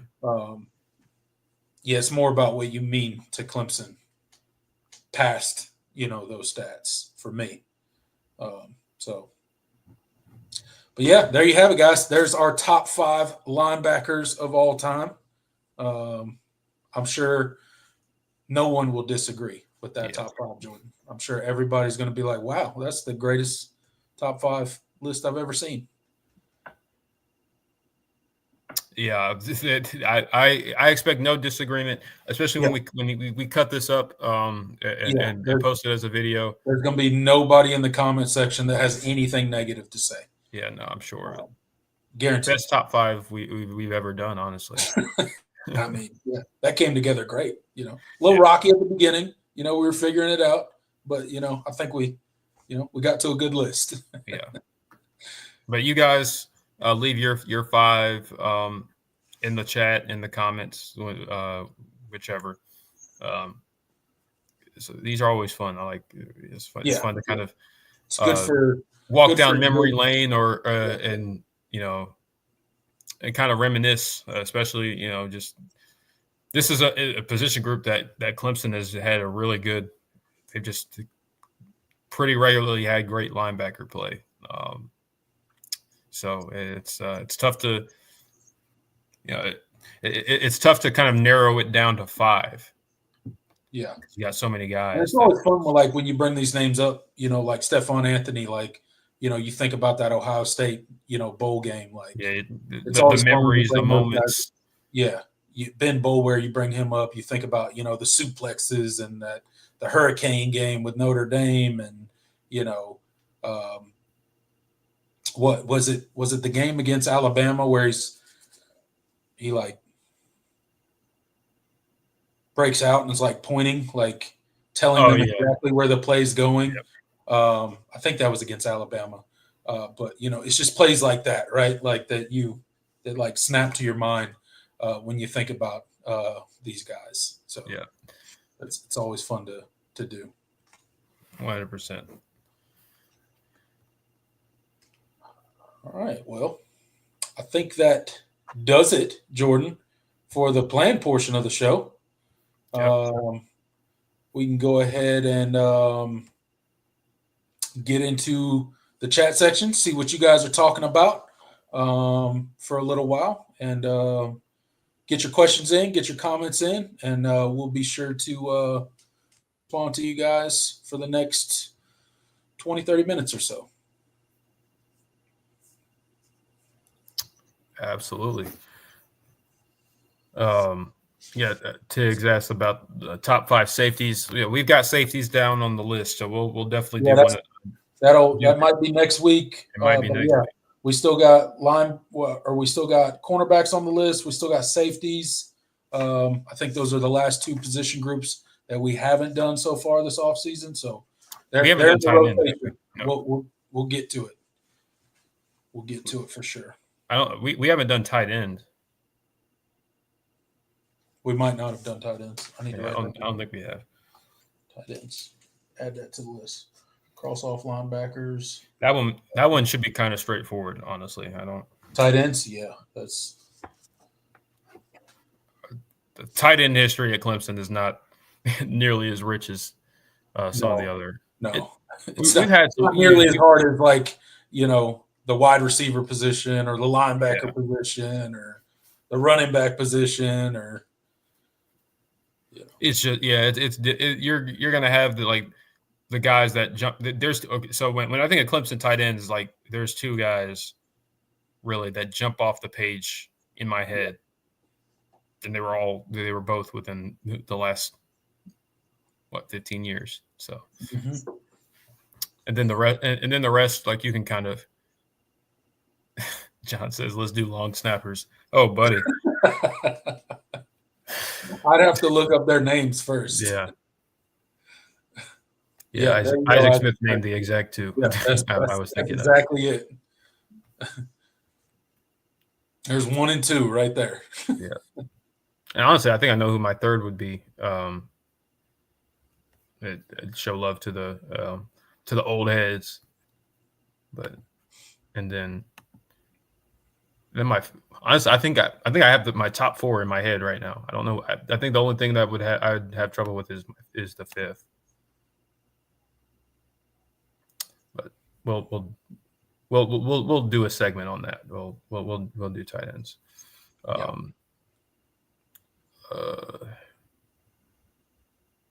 Intelligent Savage asks, on EA College Football 26, anyone not named Cade Klubnik will be the highest rating, and what you believe his early rating will be. I think there will be players rated higher than Cade Klubnik if we're just talking across college football, regardless of position. Cade might be the number 1 rated quarterback. Wouldn't surprise me. If not, he should be close. Yeah, he's got to be top 3 at worst. Yeah, who's EA going to rate over Cade Klubnik? Shoot, I mean, well, with how much love they show some of these players, if they give it to Arch Manning or something, I'm gonna be mad. It better not, dude.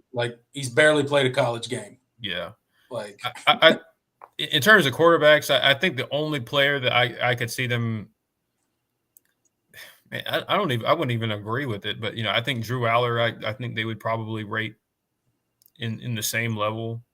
Garrett Nussmeier. Garrett Nussmeier. I think those 3 will probably be right around the top to the best, the highest rated quarterback. Jeremiah Smith will be number 1. Yeah, I think Jeremiah Smith will be the best player in the game. Yeah, he'll be a 99. Yeah. Deservedly so. I don't got a problem with that. I don't have a problem with that. I think Jeremiah Smith being the highest. I think he's the face of college football in 2020. 2025. He'd probably be on the cover, honestly. Yeah.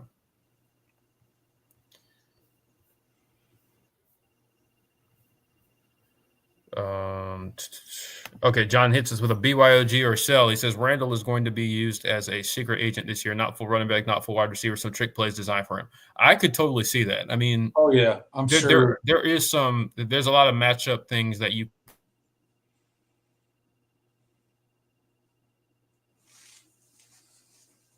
could do. Samuel is going to be as good as Debo was, but he's well built, strong, lower body, and he's already playing running back. So you're going to see him get carries. I think you're going to see him, catch a lot out of the backfield just because natural receiver. Yeah. I think there's a lot of ways to get creative with him coming out of the backfield. So. I think you could see a Debo Samuel type role for him.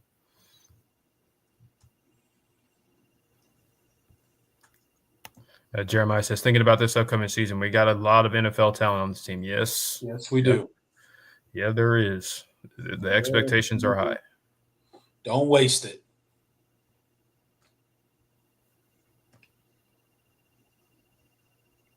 Don't waste it.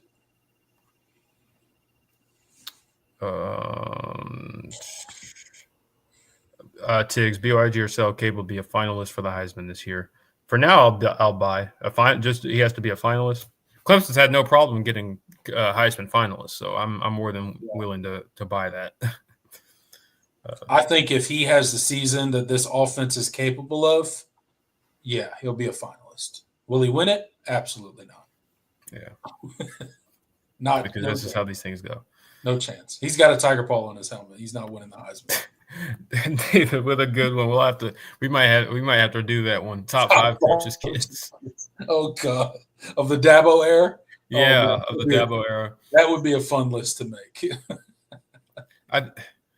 Okay, who honestly would be number 1? It would have to be Jake Venables, wouldn't it? Yeah. He was the most productive. Yeah. I think it would have to be Jake Venables.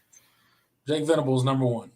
he played the most before he got before he medically retired. So where's our boy Pierman at? Yeah, Trent Pierman's got to be up there. Hey, that was QB1 heading in last year. Yeah, but I gotta show love to the OG coach's son and Will Sweeney. You can't have one without Will Sweeney. You can't have a list without Will Sweeney. Yeah, Will Sweeney's on there. Trent Pierman's on there just because of one spring game. Yeah, but I think Jake Venables would have to be number one unless I'm missing somebody. I don't think I am. No, I don't think so.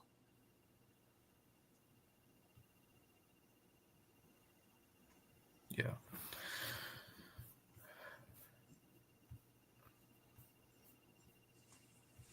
Let's see. David. Oh yeah, Arizona State. Sam Levitt. Yeah, that he might be up there. He had a really good freshman year. I don't think he'll be higher rated than like Cade or Nuss or Allard, but I think he'll be in that conversation. He'll be up there. Intelligence Savage says on Clemson's team the highest rating other than Cade Klubnik. I think it'll be Peter Woods, if I had to guess. I think Peter Woods will probably be the highest rated player on the team, like a 90. Something 95, 96. I don't know, but I tend to think he'll be the highest rated player on the team. Yeah, I think that makes sense. Yeah, I can't wait to see him back at tackle this year. Yeah, gee, tell me about it, man. Hey, look here, these O-lines better watch out. Oh, man. Just Filing Green, Monte Capehart, Peter Woods. Y'all better get ready. Yep. David said, as did OSU quarterback, I'm assuming Ohio State, Will Howard. Yes. Yeah, he was a senior. Yeah, he's gone. He is gone. He got ridiculed for his throwing. The draft process. That was rough. And honestly, it wasn't the most surprising thing because throughout the season he was kind of erratic, and then when he became a different player in the playoffs, From the whole team just like did a 180. Yeah, after that Michigan loss. Yeah, it was pretty crazy. They lost their superpowers after the championship. Jeremiah says, if this is a good season, we expect, do any coaches get head coaching opportunities, especially Garrett Riley? I mean, I think you'll see them get opportunities. Will they take them? Yeah. That's the question. Damn. Wet Sox says, definitely just bombed an exam. At least I get to watch the show. Hey, I've been there, man. It's all good. We've all been. With college especially, it's just kind of like it is what it is. Yeah. You just take it on the chin and try to do better. Just move on to the next. Especially with midterms or like because it gets stressful when it's like, okay, because then you start doing the math like, okay, I got to make an 87 at least on the final right to make sure I pass the class. Like, but sometimes you just gotta. I don't mean to be like nonchalant about it, but you gotta. It's sometimes you just you take it, the result, and you don't let it ruin the rest of your week. Because I used to do that, and that sucked. And you gotta live with it. Yeah, I mean, at the end of the day, what's done is done. You can't change it, so ain't no use worrying about it. Move on to the next.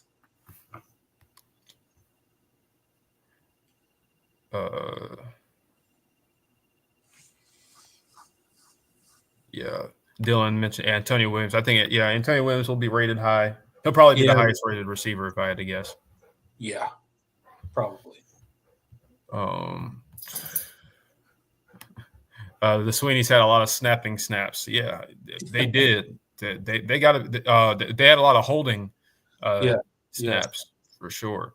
yeah. If we did a holder list, it would be Sweeney heavy.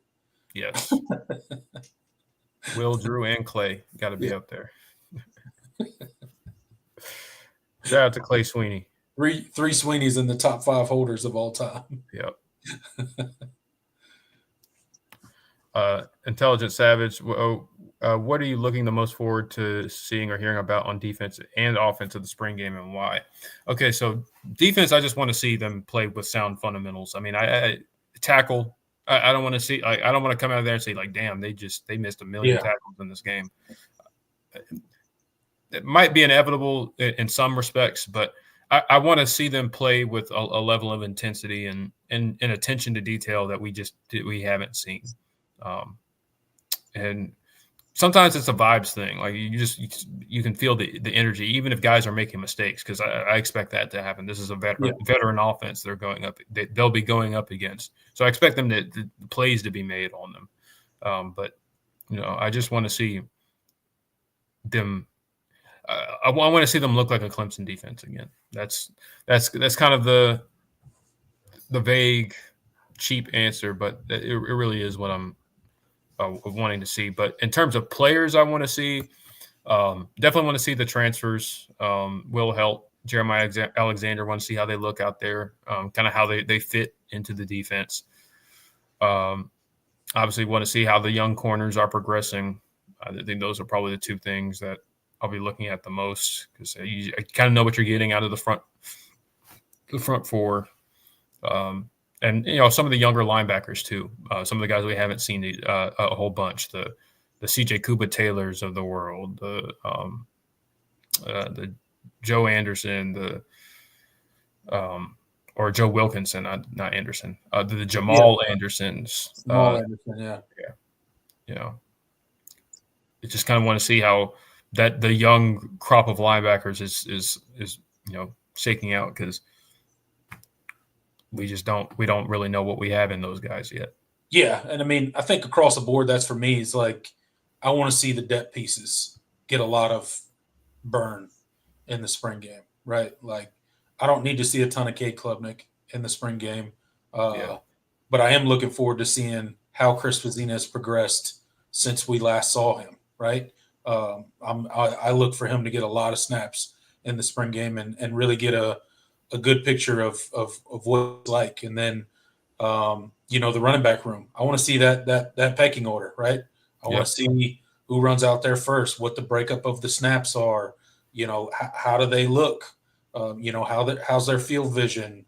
Are they good in pass pro? Are they good at picking up protection? Like, I definitely want to see what we got in that running back room, because that's a big point of contention.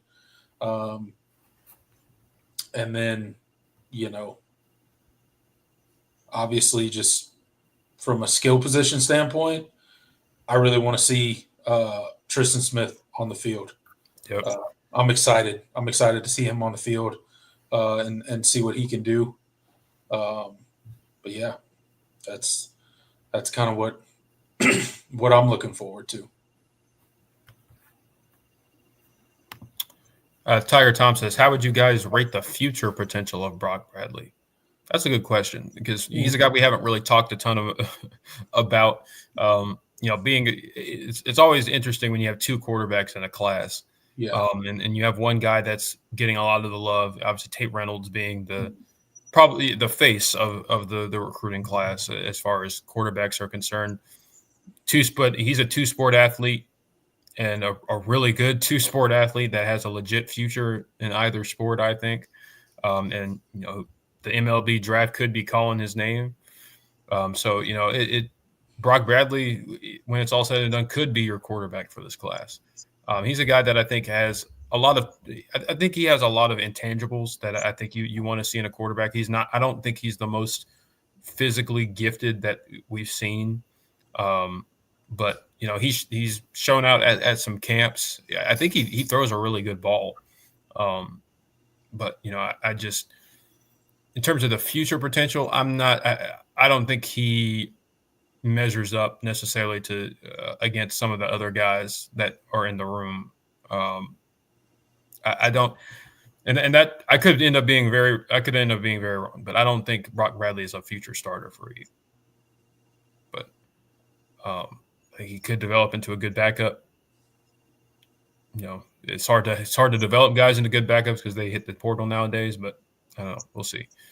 But I think the staff is banking on having Tate Reynolds. I think that's who they really believe in. But Brock Bradley was a unique opportunity. A guy with family connections to Dabo through his father, it made a lot of sense for both parties. Especially since you didn't land a quarterback in the 2024 class, so it just kind of made sense. So I don't think he's going to be a guy that starts for you. Again, that's not a knock. It's not a knock on him as against him. That's just how I view it. I agree. Yeah.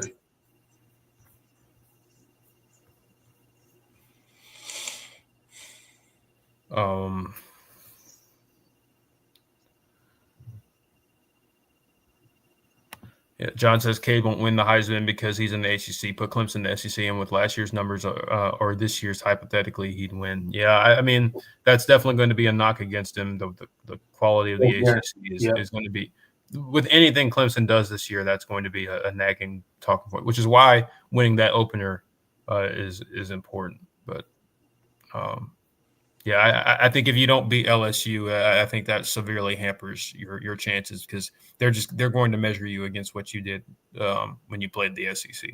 Yeah, they'll rinse and repeat the talking point every time they talk about Clemson. Oh, they're 0-3 in their last 3 games against the SEC. That's all you'll hear. Yep, that's all you'll hear. Or what it'll be 0-4 at that point. It'll be 0-4. Yeah. Oh, they're 0-4 in the last 4 games against the SEC. That's all you'll hear about. It won't matter that you paint the walls with whatever opponent's blood. Like, it won't matter.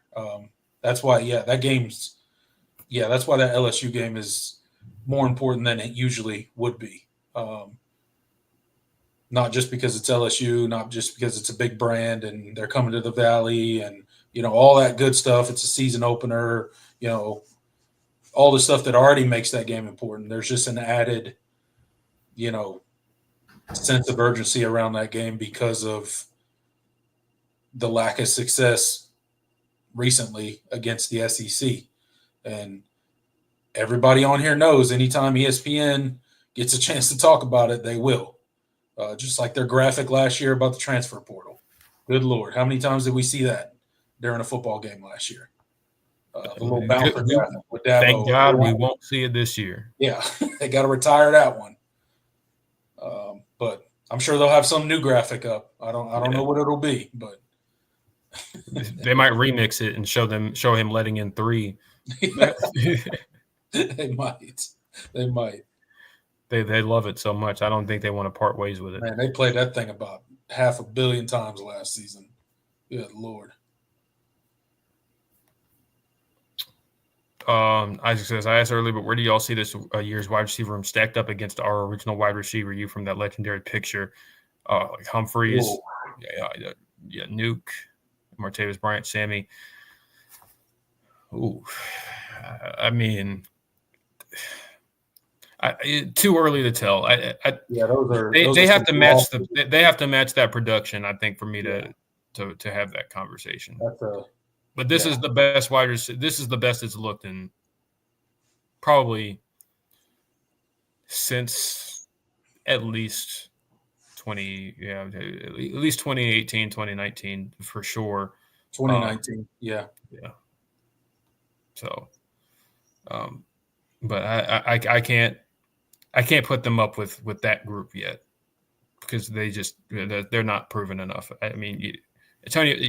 You got 2 guys coming off of really strong freshman years, and you have Antonio Williams. Those are your guys. Those are your 3. Yeah. Those are the heart. But then it's Tyler Brown had a really good freshman year. obviously fell off a cliff due to injuries. His sophomore, Cole Turner, a guy who's been a spot guy that's made plays, but he's never been a consistent player. And then you have a transfer, an FCS transfer. Like I can't put them in that conversation yet. As good as things are shaped out and are shaping up, and as good as things that we've heard, I can't stack them against that group yet. Yeah, I don't think they're anywhere near there yet. Not to say they can't be. I mean, who knows? Who knows what the career of a TJ Moore, Brian Wesco, Antonio Williams, if he has another massive year, you could start having those conversations. But it was 1 year for TJ Moore and Brian Wesco. They still got a lot of work to do to get into those conversations. And then Antonio Williams got to go out with a bang if he wants to, kind of put himself up there. Yeah, I think so. And you got to stay healthy. Antonio Williams has a chance to leave with some really, high, really strong statistics, all time. But you got to stay healthy. Those main guys gotta be healthy. Yeah. We'll see, because we're talking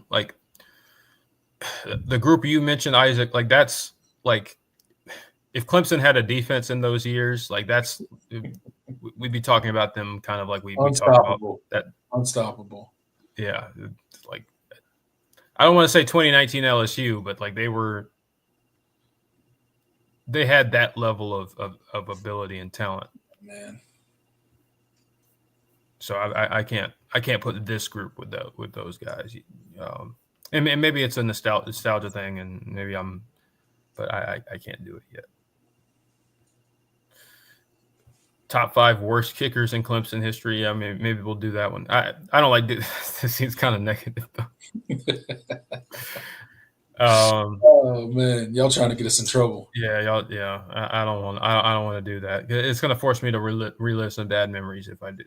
Yeah.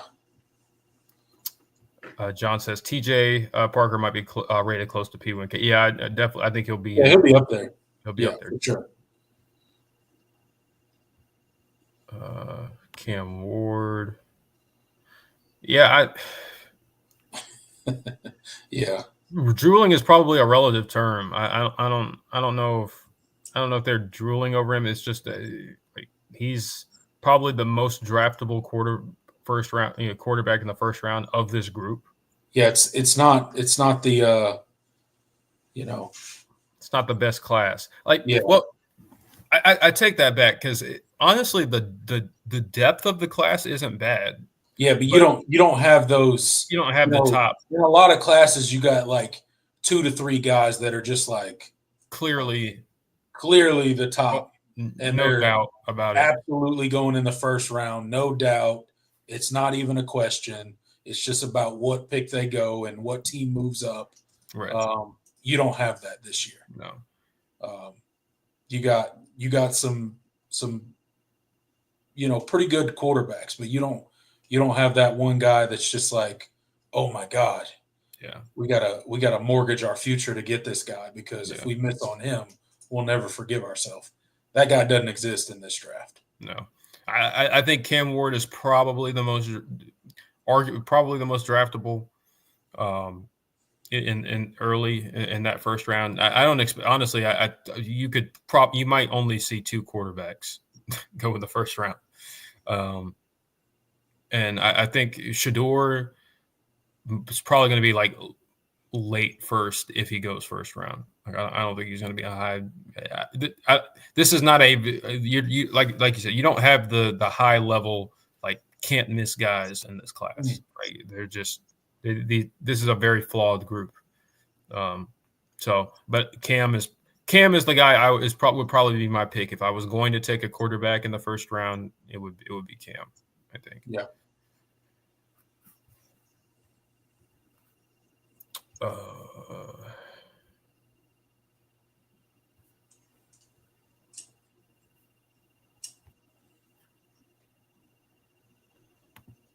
Tiger Tom says, speaking of Venables, how would you guys define the defensive approach between Abibi and Tom Allen?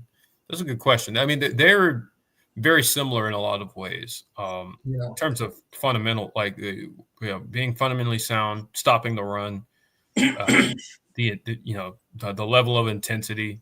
Yeah. I think that's kind of why Dabo, you felt like Tom Allen was such a great fit, because it was like, okay, well, yeah, he believes in a lot of the same things that Brent Venables did, and we were successful when we were driven by those principles. I think schematically they're different, but Yeah.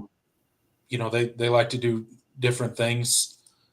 Brent Venables is big on pressure and bringing pressure from different places and exotic blitzes and stuff like that. And but as far as like the approach to the game, like the intensity they coach with, and just the way that they hold their players to a very high standard, and if they do not meet that standard, they will absolutely hear about it. All of that is very, very similar. And yeah, to your point, like that's one of the big reasons I think Dabo brought a guy like Tom Allen on, because he recognized that we needed that. Like, and that's no slight on Wes Goodwin, but that just wasn't his style, right? Like, although he was a brilliant defensive mind and he could probably break down offenses and scheme with the best of them, I just think ultimately it didn't work out from a leadership standpoint because of his approach and how he coached, right? Yep. Like it wasn't a fit ultimately, but that's not to say he doesn't know the game. Like I think that's what like some people get wrong about Wes Goodwin, is like he was just like a bad coach. Like I don't think he's a bad coach. It's just the players in that room didn't respond the way that we needed them to that kind of defensive coordinator. Yeah. So Dabo had to bring in a guy with a little bit more intensity and all those things that we love to see when we're seeing videos of practice of him just out there, tackling somebody because they made a great play. Yeah. What's that saying? Like it's such a weird saying, but he's full of piss and vinegar or something like that. Yeah. Like that's full of piss and vinegar. Yeah. Yeah. That's kind of what they were looking for. He's got new teeth for a reason. Yeah. Because he knocked him out. Yeah. That's the intensity that guy approaches the game with. So I think anytime you have a coach like that,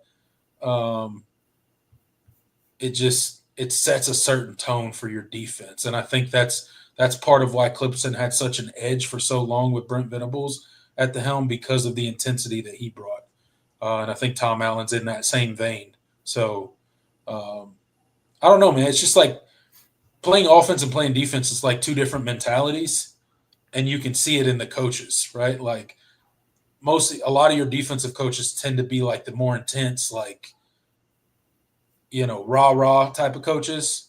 And your offensive coaches don't tend to be those types, right? It's just, it's a different approach. Yeah.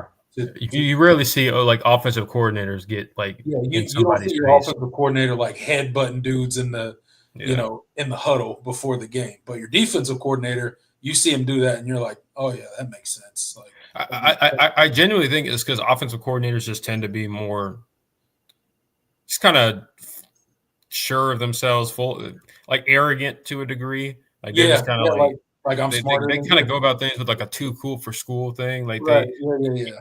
It's like when they draw up a perfect play and they're just like, and they're like stoic on the sidelines and they're like, right. They're already like writing something down and it is like with Andy Reid, he does that. Like you don't see him get excited. He's just like nothing, like no emotion on the sideline. Just like, oh yeah, I got this, whatever. Yeah. We'll draw up this next play. Versus typically your defensive coordinators or your defensive coaches, like they're way more intense. you know. So it's just a different mindset, I think, for playing each side of the ball. Um, Offensive line is like one of those kind of more intense type Yeah, position groups on the offensive side of the ball, though. So that's that's the one on the offensive side of the ball. It's a different mentality than it's a different mentality. playing Yeah, receiver you got to or running be you back. got to be a dog to play, offensive line.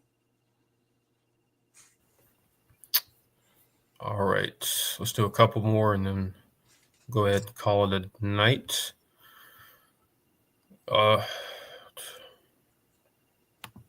Jay says, how quickly can Rick Grisham rise in the coaching world if he turns an FCS recruit like Smith into a star? Hey, I mean, that'd be a good thing to have on the resume. I mean, Tristan Smith Yeah. does have the body type like that. He's got the He has a rare physical. body type for a FCS receiver. Like, you know, like his blend of size and um, how he moves at his size you don't typically just find those guys. Yeah, but that doesn't matter. It's whatever. That would be a notch in the resume if you turn Tristan Smith into an NFL draft pick. He has the body type. He has I think he could be that. Like that would be a good feather in the cap.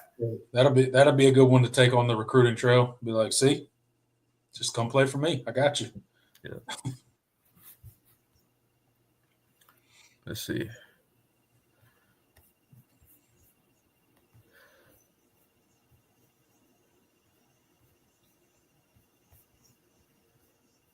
Jeremiah says, how do you feel about Dion and Fran trying to get the ball rolling on joint practices that we talked about in his presser? Yeah, I mean, I think it would be fun.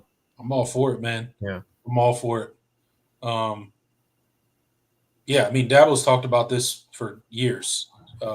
Not specifically like the joint practice or something like that, but like having, he's always thought it was ridiculous that, college football didn't have some sort of like preseason type games or something like that. Even college basketball has pre exhibitions, like Right. teams schedule exhibitions, not just like right before the season, but during like during the off season, they have secret scrimmages and like stuff. Like it's I don't know why football cannot do it. I don't know why they have to petition the NCAA if two universities agree to have joint practice. I have no clue why the NCAA needs to be involved with that at all. But this is the world we live in, so I got no issue with it. I hope they're successful. I hope it becomes more of the norm in college football. I think it would make spring practice really exciting and give coaches an opportunity to get feedback for their depth pieces against an opponent they don't know. So I'm all for it, man. I hope it happens. yeah. Yeah, Wet Sox has there's some amazing talents in this class. Travis Hunter, Ashton Genty, Abdul Carter, Mason Graham. But no quarterbacks, and there's so many quarterback needy teams. Yeah. My Titans are one of them. I don't want them to draft a quarterback though. I'll take just give me Abdul Carter. I already know we're going to suck again this year. No point for putting a quarterback out there. I told you what your Titans need to do. Just trade the pick to Jacksonville and go get Trevor Lawrence. Get him out of Jacksonville. That's not gonna happen. And we don't have the roster. Our roster is in worse shape than Jacksonville's. Like that's okay. It's still not Jacksonville. So I do want Trevor out of there, but I wouldn't subject him to my franchise. I mean, I've seen him go to a Super Bowl at least. Yeah.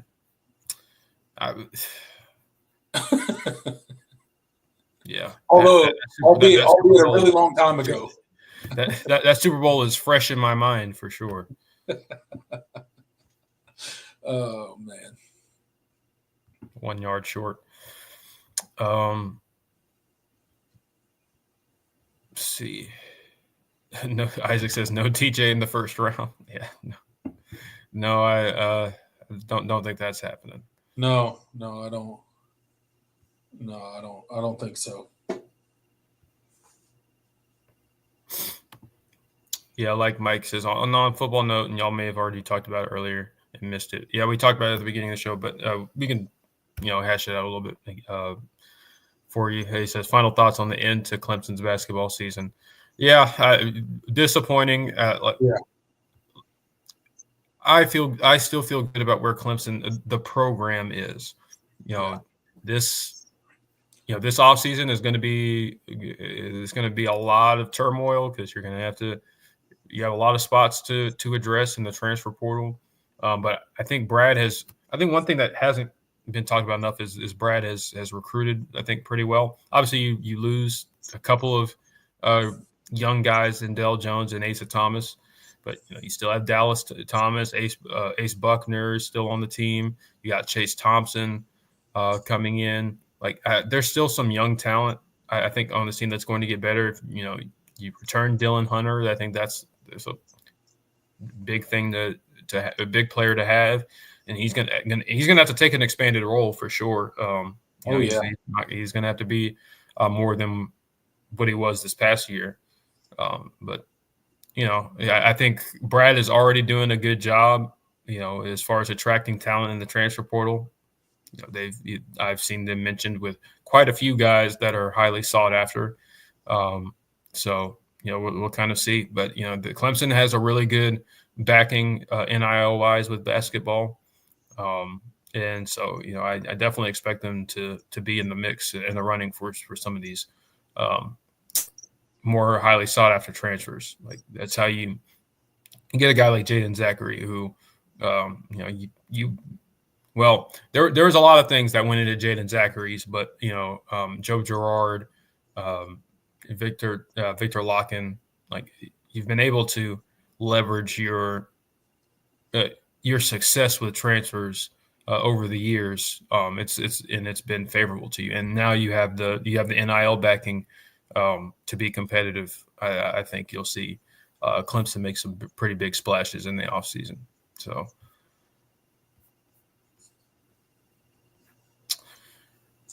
That's my long-winded. Yeah, I mean, look,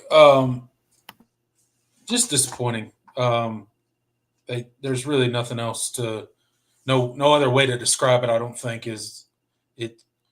You see the historic season, record-setting season that Clemson had, and it sucks that I don't think it makes what Clemson did in the regular season irrelevant. I think it's easy to feel that way in the moment because of, well, one, you lose in the first round, but two, how you lost. Like that first half was about as historically bad as the season was historically good.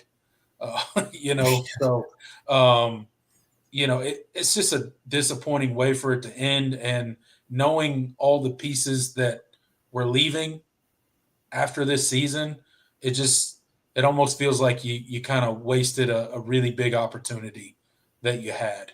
Yeah.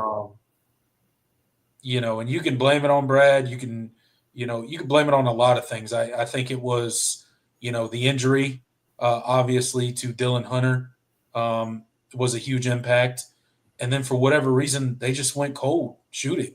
Yeah, I mean, they just went into a shooting slump at the worst possible time that you could go into one. There's no coaching that can fix that. Like that's guys just got to hit shots. Yeah, if the shots aren't falling, I mean, there's nothing you can do from. They were getting good looks. It wasn't like they were just standing around on offense. I mean, they did take some time to adjust to McNeese's zone. I mean, I get it. They hadn't seen it. That wasn't something they had shown on tape. Right.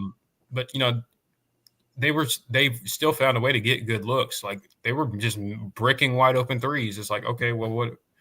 And then I'm getting inside. I think the most disappointing thing was not that they missed shots, because ultimately that is what it is. I don't.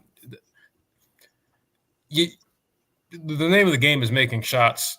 Like if they're not falling, there's not much you can do. I just thought that some of the effort in that game was lacking.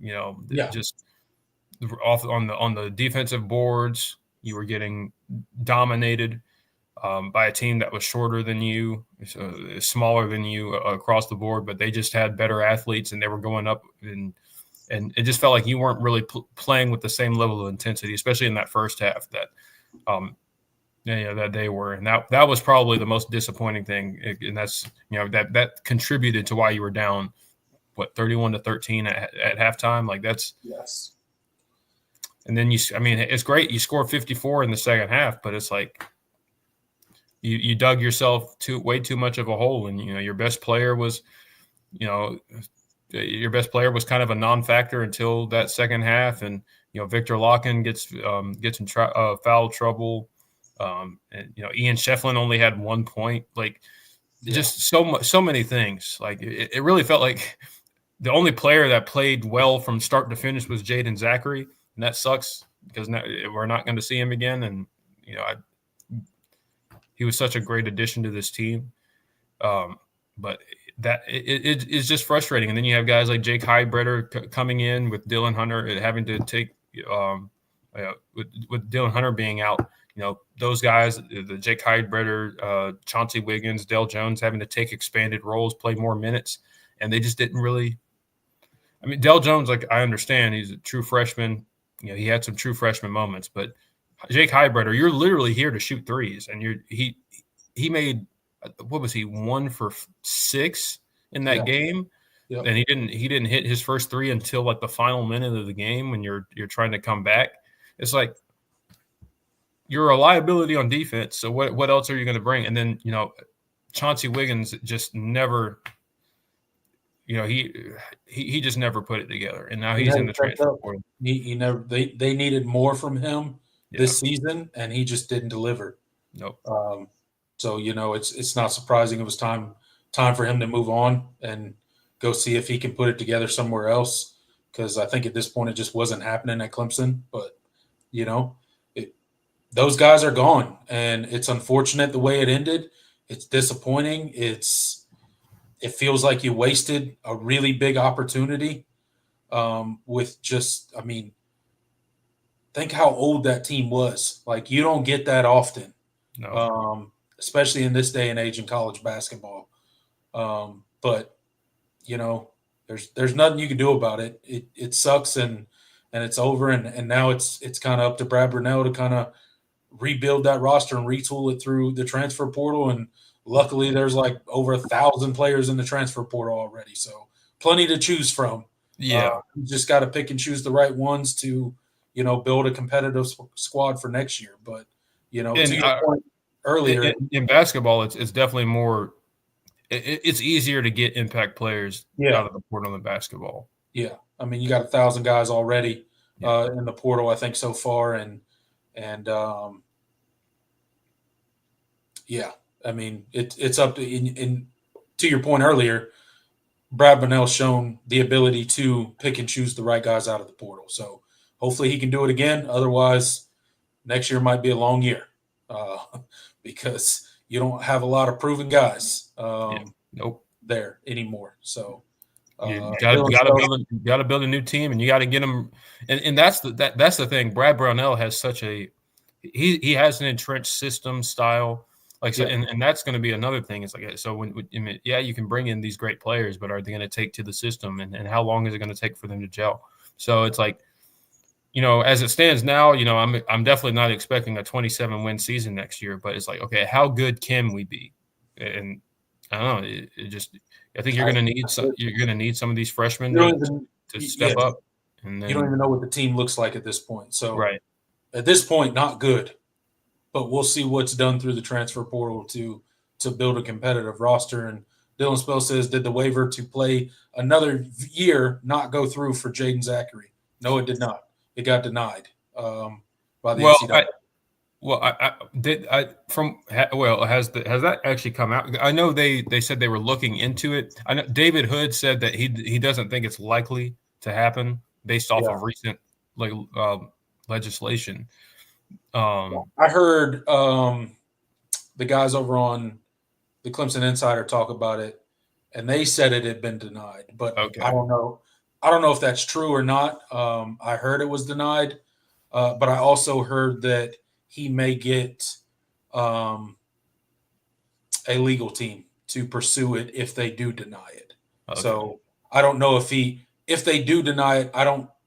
It sounded to me like he wasn't just going to give up with the NCAA's first denial, that Clemson or him or whoever was going to get a legal team and try to pursue it that way. Well, that's good. That's good because I know he said like if I can come back a year, I want to come back another year. So. Yeah, I mean, if I was him, I'd go get a lawyer. I mean, the NCAA tucks their tail and run every time you get a lawyer, so why not? It works every other time the NCAA tries to tell somebody no. So, yeah, exactly. Like, but we'll see. If you do get him back, that's a huge shot in the arm. No, I mean, regardless of what they bring in, like that's massive. A Jaden Zachary, you can work with a Jaden Zachary, Dylan Hunter back. Oh yeah, that would be huge if Clemson got Jaden Zachary back for next year. Like that's a massive get if they can somehow. And I mean, look, if Clemson's allowed to, I'd say just pay for the legal team, man. Like go get the lawyers you need, and make it happen. Make it happen. We might. I saw Clemson was involved with Nick Pringle, transfer out of South Carolina. So that's something to watch too. We haven't had a situation where it's been the other way around in most cases in football, basketball. Well, not basketball, but football and baseball. We've had guys transfer out of Clemson to South Carolina. So, yeah, Nick Pringle would be the first example I can think of. I don't know of any players that have transferred in from South Carolina. Yeah, that'd be something. Don't know how I feel about that. Nick Pringle is a guy. He's a talented player, but like he was very hit or miss last year. I don't know, but we need a big. So like I wouldn't be against it, but I would have mixed feelings about it. As a fan, like I'm like, no, don't take any players from South Carolina. But if I was in Brad's shoes and I could get Nick Pringle, obviously, but the fan of me is like, absolutely not. Yeah, no. If you wore that uniform, you are no. Yeah, you can't come here. But we don't have much of a choice if he does come. That's right. Yeah. You don't know.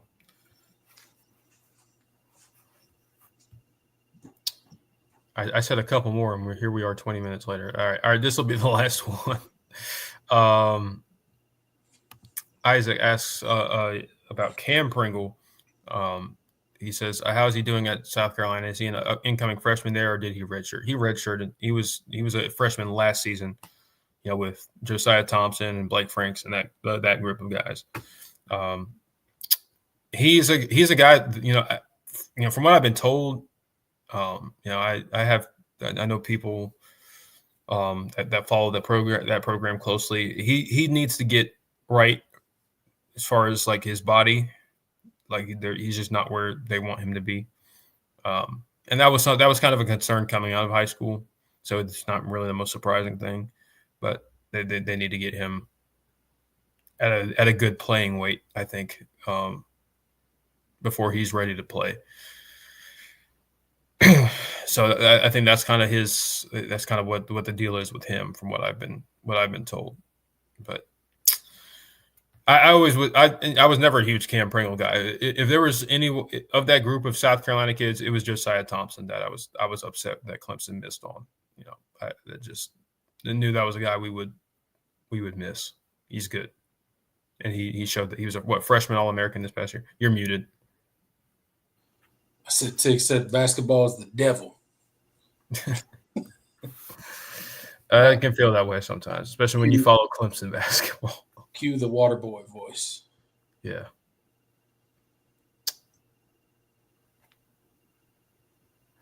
All right. I think that's going to do it for us. One last one. I want to hit on this one real quick before we head out of here. Sorry. What changes would you guys like to see come to the operation of the transfer portal in college football. Well, I'd like to see a lot of changes come to the transfer portal. I think, and I've heard it kicked around a lot, like after spring practice, there being no transfer portal after spring. I think that's something I'm in favor of. Right now, I think the transfer portal. I agree with having a transfer portal after the season, but it's the calendar of college football. I think is the bigger issue when it comes to how everything just converges at like the end of the season, right? Like you're trying to plan for the postseason, and you got transfer portal opening up, and you got the December recruiting signing class, which is basically actual signing day now. Yep. And then you got, you're preparing for your postseason games. It's just, and then you're trying to like navigate your roster and who's jumping into the portal off of your roster. It's a mess. I think that specific point in time in the college football calendar is a mess, and it needs to be sorted out. And then I'm also in favor of not having a post-spring transfer portal window. That's just my opinion.